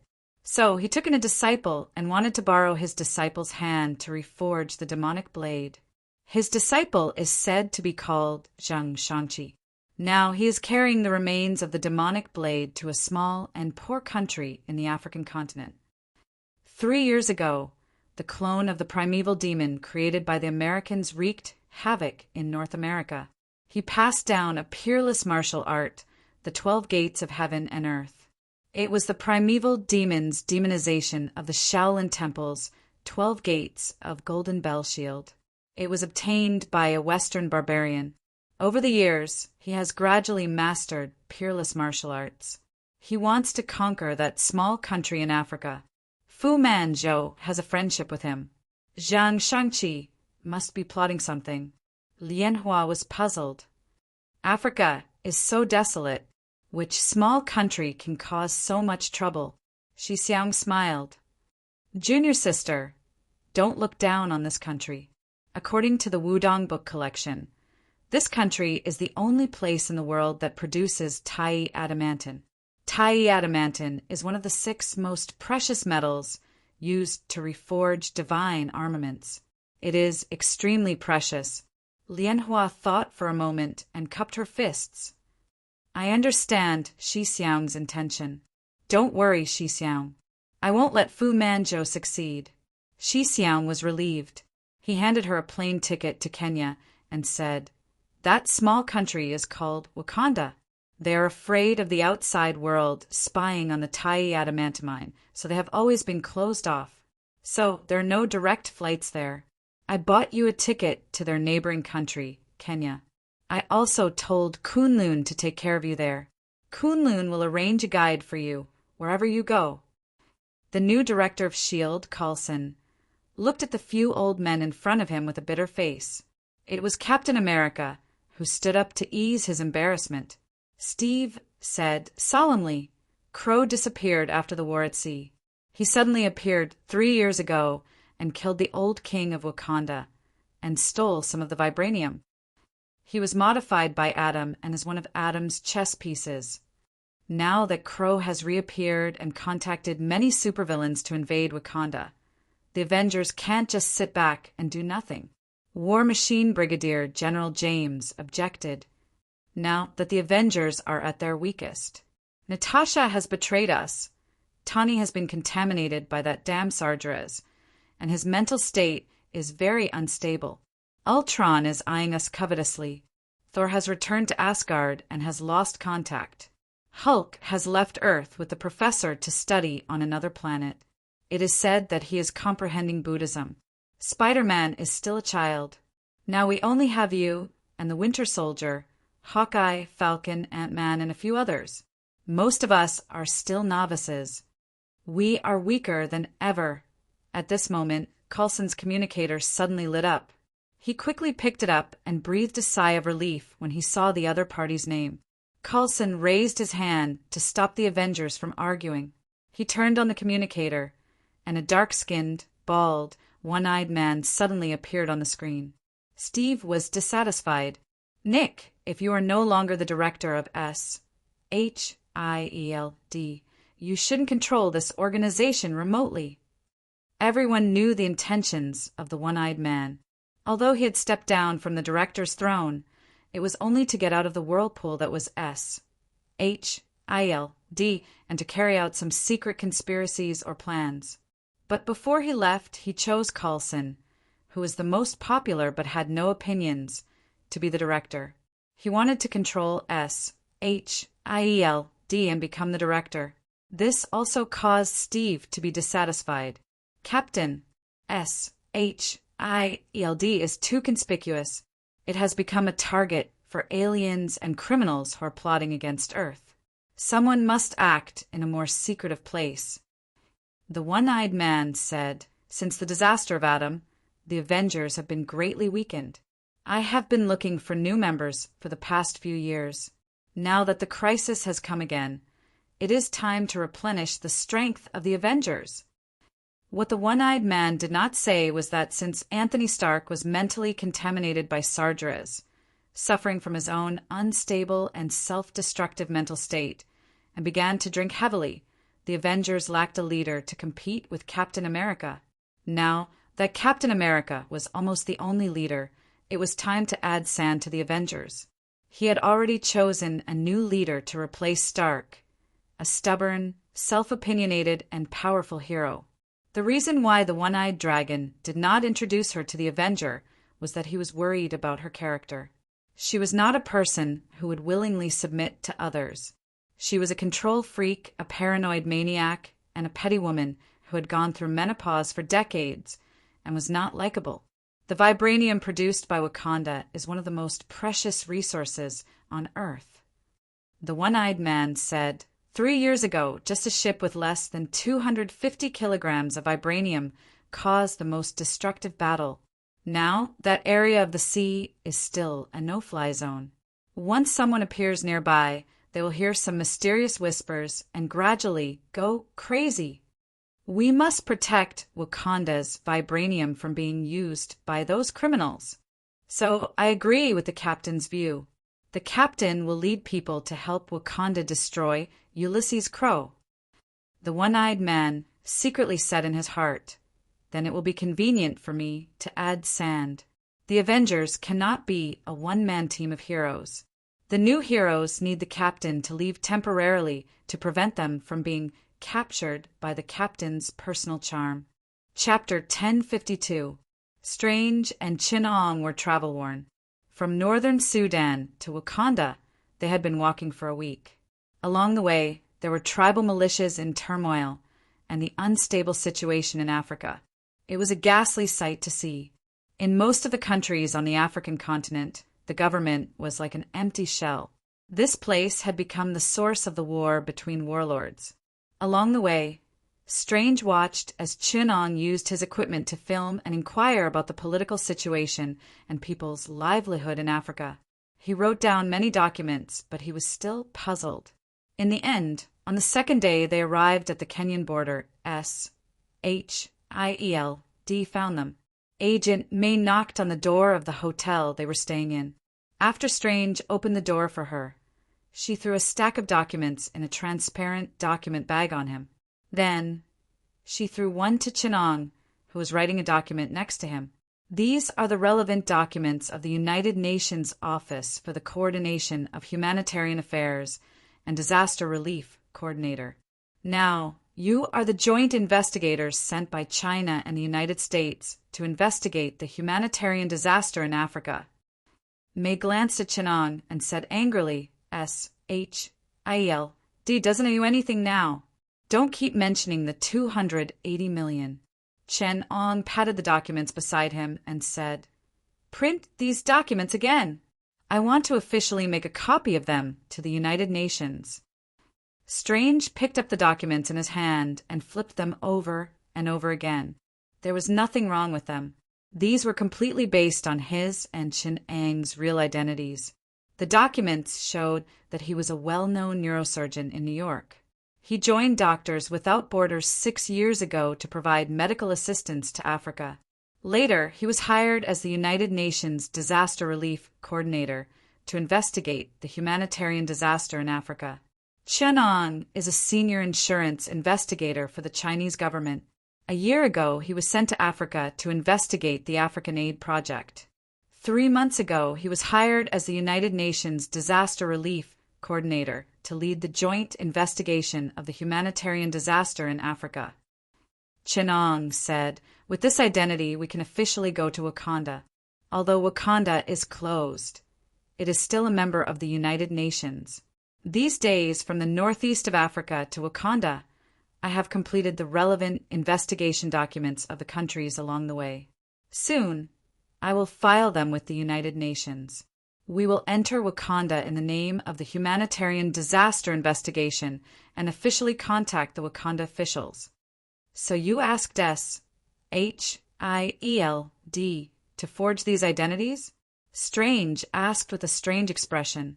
Chenong looked at him in surprise. "I have an official background in China. You are an American citizen and have the help of SHIELD.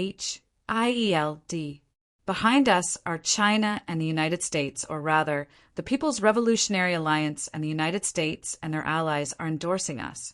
Of course it was true. Official endorsement, you can keep this identity in the future. You can use it at any time. Chenong stuffed the relevant documents into his briefcase, then hung a new suit tailored to his body type in the closet. These clothes were also provided by Agent May. Agent May also said, "Please wait for a while. A new colleague will be arriving soon. Tell him to meet us at Wakanda." Chenong used United Nations paper to reprint and bind the relevant documents as he asked, "How should we address our new colleague?" "His name is Steve. He is the disaster relief coordinator sent by the American government. You are the disaster relief coordinator sent by China. Strange is Doctors Without Borders, representing non-governmental organizations," Agent May said quickly. "It seems that you also want to take action against Wakanda." Chenong did not comment. May said, "We are really worried that the gold resources in Wakanda will be used by illegal organizations and people. So, you are the observers of the international humanitarian disaster of the United Nations in name. But in fact, you have another secret identity. This is your secret identity document. In your secret identity, you are the United Nations investigators and observers of the gold resources in Wakanda. If necessary, you can use this identity to interfere with the political situation in Wakanda." Strange said unhappily, "Since when can SHIELD act in the name of the United Nations?" May smiled reservedly and said, "It's not just us. Investigator Chenong has the official background of the People's Revolutionary Alliance, the United States, and the People's Revolutionary Alliance. So we are the United Nations."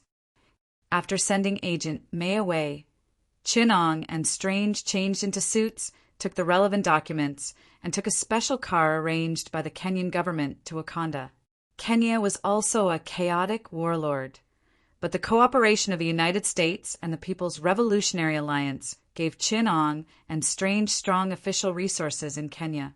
The more powerful the warlord, the more respect they had to give them.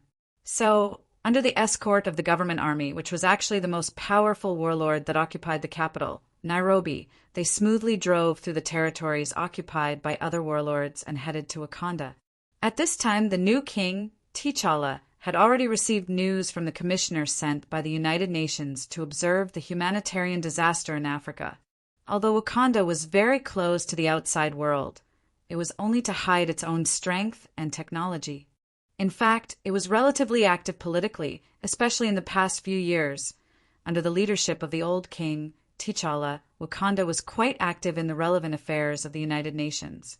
It was only in the past 3 years, under the impact of global isolation, the influence and authority of the United Nations on various countries and regions in the world was weakened, and the old king was killed, that Wakanda gradually reduced its political investment. But now it still had to give face to the United Nations, as well as the people behind it, the People's Revolutionary Alliance and the United States. As soon as Chinong and the others got out of the car, they saw the current king of Wakanda, T'Challa. They got out of the car at the border tribe. The border tribe guarded the border of Wakanda and had always covered up the real situation in Wakanda. So when Chinong got out of the car, he saw a large nomadic tribe. The tribe wore traditional African textiles, herded a large number of sheep and nomadic pasture. They rode on galloping horses and roared past in groups. What was shown was the ecology of an ordinary nomadic tribe. T'Challa welcomed Chinong and the others with a smile on his face. "Welcome to Wakanda, United Nations observers. Our political situation is relatively stable, and the people of Wakanda are not as warlike as other tribes. They are used to living according to tradition, so there are no internal conflicts. However, our industry is not developed. Most of the people of Wakanda still rely on herding sheep to make a living. They maintain the traditional lifestyle of the tribe and are very poor and backward. We have no industry and we lack resources. Although Wakanda's political situation is stable, it is lacking in development. After I took over, I have always wanted to revitalize the economy of Wakanda." T'Challa lied without changing his expression as he observed the facial expressions of the two observers. Chapter 1053. Chinong and Strange temporarily stayed in Wakanda in the name of the United Nations Commissioner. But the only place they could go was to the nomadic tribes on the border of Wakanda, because the capital of Wakanda did not exist in name. On the surface, it was just a desolate and uninhabited mountain range. In Wakanda's territory, there were high mountains, valleys, and rivers. The natural scenery was refreshing. In the past few days, apart from pretending to investigate the border tribes and Wakanda's disguised town, the two did not do anything too out of line. 3 days later, their colleague, Steve, also came to meet them. Captain America was wearing a tight suit and gold-framed glasses. He was dressed like a gentleman, but the muscles on his body stretched the suit tight. He adjusted his tie somewhat uncomfortably. Seeing his uncomfortable look, Chinong pretended to welcome him, smiled, and hugged him. "Steve, you're finally here." Steve could only pretend to be familiar with him. On the surface, it looked like the two were hugging each other warmly. In fact, Chinong moved closer to Steve's ear and said, "Relax. Your disguise is very poor now.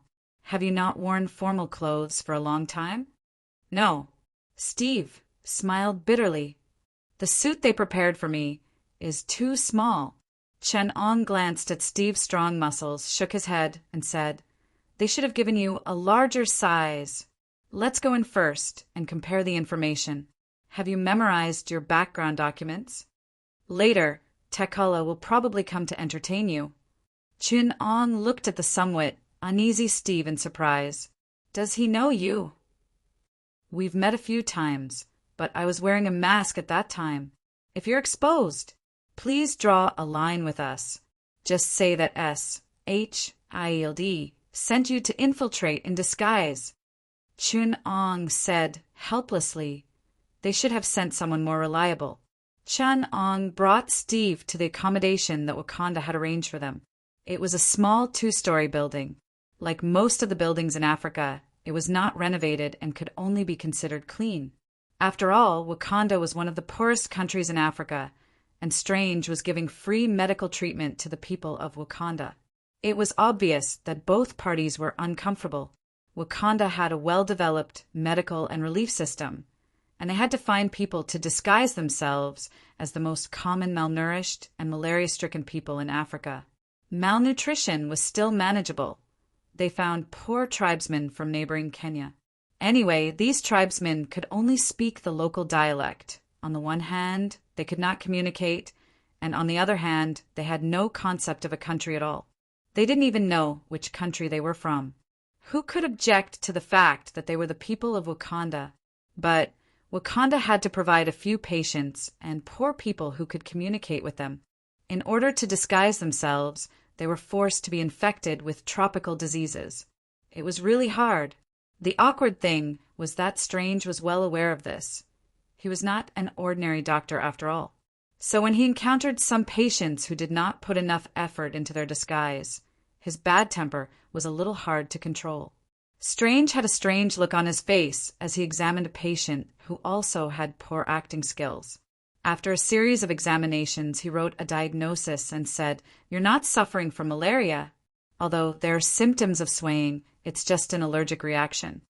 This allergic reaction is very similar to the symptoms of malaria, Strange said with a strange look on his face. "We used a virus-free plasmodium for specific immunotherapy. Although there will be early symptoms of malaria, it will not continue to develop. Instead, it will provide the host with acquired immunity. Immunity to malaria is very complicated. Non-specific immunity and specific immunity are mutually complementary. Generally speaking, immunity to malaria basically has no protection against the attack of the heterogeneous plasmodium. In addition, there is the specificity of strains and stages. The human body's resistance to the plasmodium during one stage of development does not necessarily have resistance to other stages of development. This is a world-class problem, but you seem to have solved it. This virus-free plasmodium is equivalent to a perfect compound vaccine. This can't be a creation of nature, a medical miracle, but the result of quite advanced technology and medical systems. It was obvious that the patient opposite him was also very flustered. What should he do? His disguise seemed to have been seen through. He stammered, "I once participated in a medical aid program in the United States, and after I came back, I became like this." "Can you tell me which medical aid organization?" Strange took out a pen and was about to write it down. "I'm going to nominate them for the next Nobel Prize." "My English is not good. What are you saying that I don't understand?" the patient said in a panic. He hurriedly took off the examination equipment on his body and said, "I haven't fed my sheep yet. I have to go." Then he fled in a panic. When the other patients saw this situation, they also scattered in confusion, leaving behind a few real patients from primitive tribes. Strange saw Steve and Chinong at the door. He got up, took off his stethoscope, and said, "These people's disguises are simply mocking me. A few of them are not sick, but they use newly infected and undeveloped pathogens for me to examine. There are also those who pretend to be seriously ill with allergic reactions. None of the patients who are malnourished or develop can speak English. They look like primitive people who have never cleaned up in their lives." Generally speaking, no matter how good the medical skills and experience of the medical aid doctors are, in the absence of medical equipment, they can only rely on physical examinations and temporary routine examinations. They can only look, listen, question, and feel the pulse. It's impossible to see through their disguise. Chinong said, "I'm waiting to see how you explain to Wakanda how you found out about this." Strange turned around and poured himself a glass of water. "That's a headache for them." As he said this, Strange suddenly froze. Steve went up to see what was wrong with him. He saw Strange holding a glass of water and staring at the ripples echoing on the surface of the water. Suddenly, Steve's sensitive perception also made him feel that something was wrong with the surrounding environment, and he was alarmed.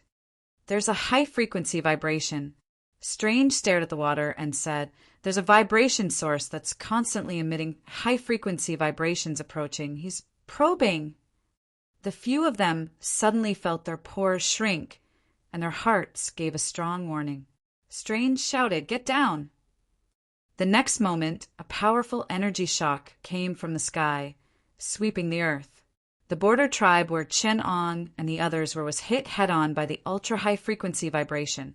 Countless tents were overturned, and the concrete began to shatter. Captain America was the first to get up and jump out of the window, and the others followed closely behind. Chun-Ong had just thrown the last patient from the primitive tribe out of the window when he jumped out of the window himself. The whole building collapsed. He rolled on the ground and stood up steadily. In front of him was a wasteland, a desolate sight. The peaceful settlement had turned into ruins in the blink of an eye. The surrounding Wakanda people were crying, and all kinds of tribal languages and cries filled the air. A few of the Wakanda warriors were draped in traditional kanga. They spread the kanga and stood in front of them. Blue energy flowed around the kanga.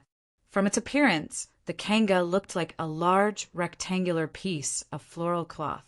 The edges of the floral cloth were wide, and there were colorful patterns in the middle. They were all Wakanda's mysterious characters. As the energy flowed, the patterns lit up and formed an energy shield in front of the warriors. In the sky, with the sound of the alarm, a protective shield visible to the naked eye was activated. A huge light blue canopy fell from the sky, protecting the entire border tribe.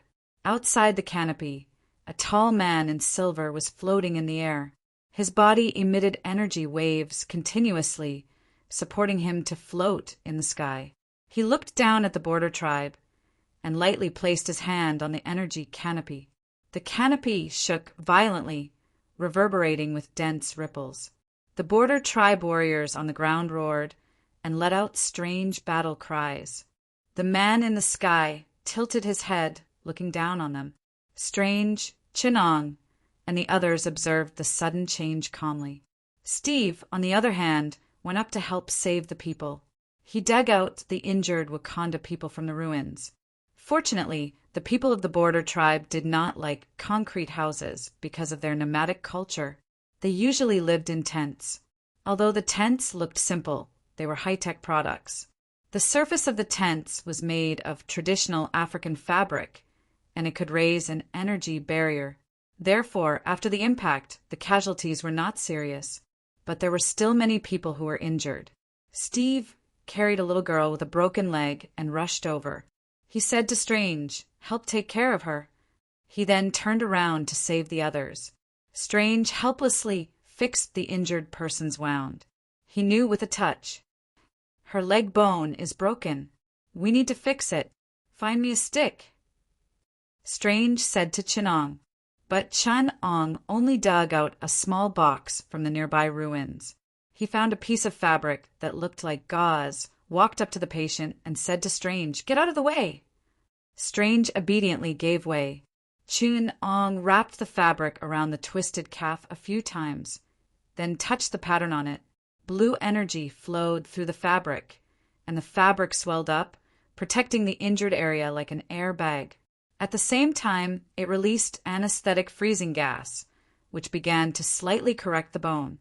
The nanomachines began to repair the wound and remove the bone fragments.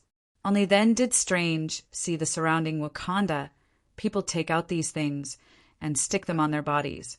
The bleeding was stopped, and internal injuries were treated. At this time, Steve had already rushed back with another injured woman in his arms. Chapter 1054.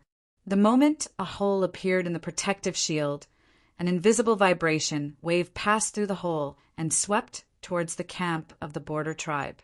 Wherever the energy wave swept through, the trees, tents, and even the fences of the sheep sheds were all shattered in the vibration. The debris shot out in the direction of the sound wave. The most terrifying thing was the equipment made of vibranium. Under the vibration of the high-energy sound wave, vibranium vibrated at an extremely high frequency of hundreds of millions of times per second. The internal energy of these vibrations was converted into kinetic energy. Just a tiny bit of it was enough to accelerate those vibranium items to a high speed of more than Mach 5. Captain America saw with his own eyes that a vibranium spear stuck diagonally into the ground was vibrating at an extremely high frequency under the impact of the sound wave. This strange metal with extraordinary conductive properties seemed to be accepting the powerful energy, transmitted by the sound wave. As the frequency of the sound wave changed, the resonance of the vibranium spear also changed. As this change reached its limit, Steve saw the spear ring by itself, and an invisible vibration wave burst out. It bounced up from the ground, spun, and flew out following the direction of the sound wave. The sound wave that passed through the protective shield weakened very quickly, so these vibranium weapons were only wrapped in the shock wave and shot towards the Border Tribe warriors. At this time, the Border Tribe warriors had already assembled into teams. They put their hands on their shoulders, lined up in a row, and unfolded their cloaks kaga. The rough Wakanda characters and patterns flowed with energy, and the vibranium threads woven into them emitted a bright blue light. The shield-shaped barrier formed by energy was connected together, forming a barrier. Countless vibration waves, infrasound, sound wave, ultrasonic wave, light wave, electromagnetic wave, and shock wave interweaved together to form a shock wave that hit the barrier head-on.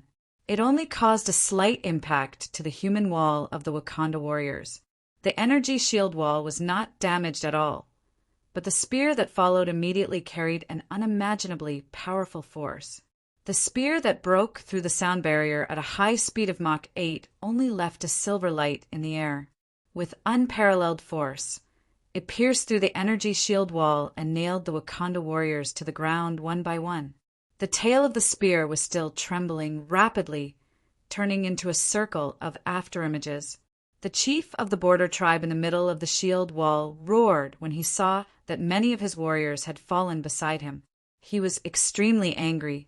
After the spear broke through the energy shield wall and killed more than 10 warriors, even if the other warriors reacted quickly, they still couldn't fill the gap in time. The shock wave broke through the shield wall and leaked some of its power through the gap. Behind them were the old and the weak of the tribe. Just a bit of the power that leaked out had affected dozens of old and weak women and children. Those who were slightly better off were hit head-on by the powerful shockwave and suffered minor injuries. Those who were even more unlucky were grazed by the low-frequency sound waves mixed in the shockwave and died on the spot with their internal organs ruptured. Steve, who was helping to rescue the injured at the front line, was also swept away by the aftershock. The impact threw him violently into the ruins and buried him in debris. Strange had to stop the rescue when he saw this. He shook his head and said, "They're innocent. I can't turn a blind eye to this." After Chin Ong dealt with the patients, he said, "Many people are injured here. That's why I have to stop people from getting hurt." Strange took off his suit and a cloak rushed out of his suitcase. With a hint of excitement, it wrapped around his body and continued to push Strange towards the battlefield. "Magic floating cloak," Chin Ong said. "Looks like you've made up your mind. Strange, you're no longer a doctor in your heart. You've chosen to be a warrior." Strange turned around and went to the front line of the battle. Shadows of runes appeared on his hands, and a complicated magic circle formed on his palm. He drew a semicircle with his right hand to the side of his body. In the blink of an eye, the sky and the earth turned upside down. A transparent, glass-like space isolated the battlefield. The warriors of Wakanda were surprised to see that a spatial barrier had appeared behind them, isolating the old and weak of the Border Tribe from the battlefield. The United Nations Commissioner, who had changed into a strange cloak, walked towards them. Some of the warriors subconsciously turned around and raised their spears at him, but that man spread out his hands and said, "We are friends, not enemies." The young chief of the tribe at the border looked at him deeply, then turned around and shouted, "Not enemies. Continue to fight." When Strange passed by the ruins, Steve also struggled out of it and said to him, "Count me in." Strange hesitated for a moment before pulling him into the mirror dimension as well. On the other side, Chinong also placed the medical supplies that he had found in the ruins next to a slightly clean bed. Several Wakanda women were beside him as assistants and began to rescue the wounded. He stopped the bleeding and stitched up the wounded while manipulating the voodoo doll. the resurrected corpses that had been appearing beside them as local guides began to move involuntarily. The wizard said, helplessly, I'm willing to fight. Can you not control my body? Chinong sneered and said, you don't know how to fight at all. The warriors of Wakanda formed a battle formation and faced the man with a silver metallic luster. Strange had already risen into the air and floated directly in front of the enemy outside the protective shield. He also used his suspension ring to open a spatial door and took out Steve's round shield. Steve smiled and said, I was worried that I didn't have a suitable guy. If you were here, the battle in New York wouldn't have been so difficult. I didn't have time to rush over at that time, Captain. Strange spread his hands and smiled. The protective shield won't last long. Will your mirror dimension be able to hold on? A dark silhouette stood beside them. He casually picked up a long spear that had pierced through the corpses of the border tribe warriors. He twirled it in his hand, making a few sparks with the spear. Strange was surprised and said, You're not a wizard. He looked back and found that Chenong was outside the mirror dimension, rescuing the injured women and children next to the ruins. Sensing his gaze, Chenong looked up and smiled slightly. The meaning behind it was self-evident. Performing surgery and controlling the resurrected corpses at the same time. Strange said solemnly, multitasking, it's more likely that you can't do either. For me, the resurrected corpse grinned, revealing his white teeth. It's a piece of cake. How long can the protective shield last? Wakabi, the tribe leader of the border tribe, shouted. Through the communication device, he asked the person who was most likely Princess Su Rue's technological supporter. The female voice answered, A few more hours. Open the protective shield, Wakabi ordered. What did you say? Open the protective shield now. Your tribe is behind us. The other side was shocked. Someone helped us create an independent battlefield. Now I need you to open the protective shield and let our warriors take care of that son of a B***TSH. Wakabi said angrily. You're now in another quadrant. This is a different dimension technology. It replaces the real world and pulls you into the mirror dimension. The person on the other side was shocked but quickly regained his senses. I will cancel the current protective shield and then reactivate it according to your coordinates. At that time, the new protective shield will isolate the relative coordinates of the mirror dimension and the real world. Even if you leave the mirror dimension, you'll still be outside the protective shield. At that time, if you haven't eliminated the enemy, you'll appear outside with the enemy. Wakanda's defensive system was quickly set up. If we can't eliminate the enemy, we can only die a glorious death, Wakabi said solemnly. This is the mission of a warrior. In the mirror dimension, the blue energy canopy began to crumble bit by bit. The silver-haired man who was isolated outside the canopy also stopped attacking the protective shield when he saw that. His gaze was thought-provoking as he looked at the canopy with interest at the Wakanda warriors who were ready for battle and brimming with killing intent. Captain America held the round shield in his hand tightly. The resurrected corpse swung the vibranium spear a few times. The vibranium spear in his hand whistled through the air. He was familiarizing himself with the weapon in his hand. As for Strange, he was using the eye of Agamotto to find out what was behind this attack.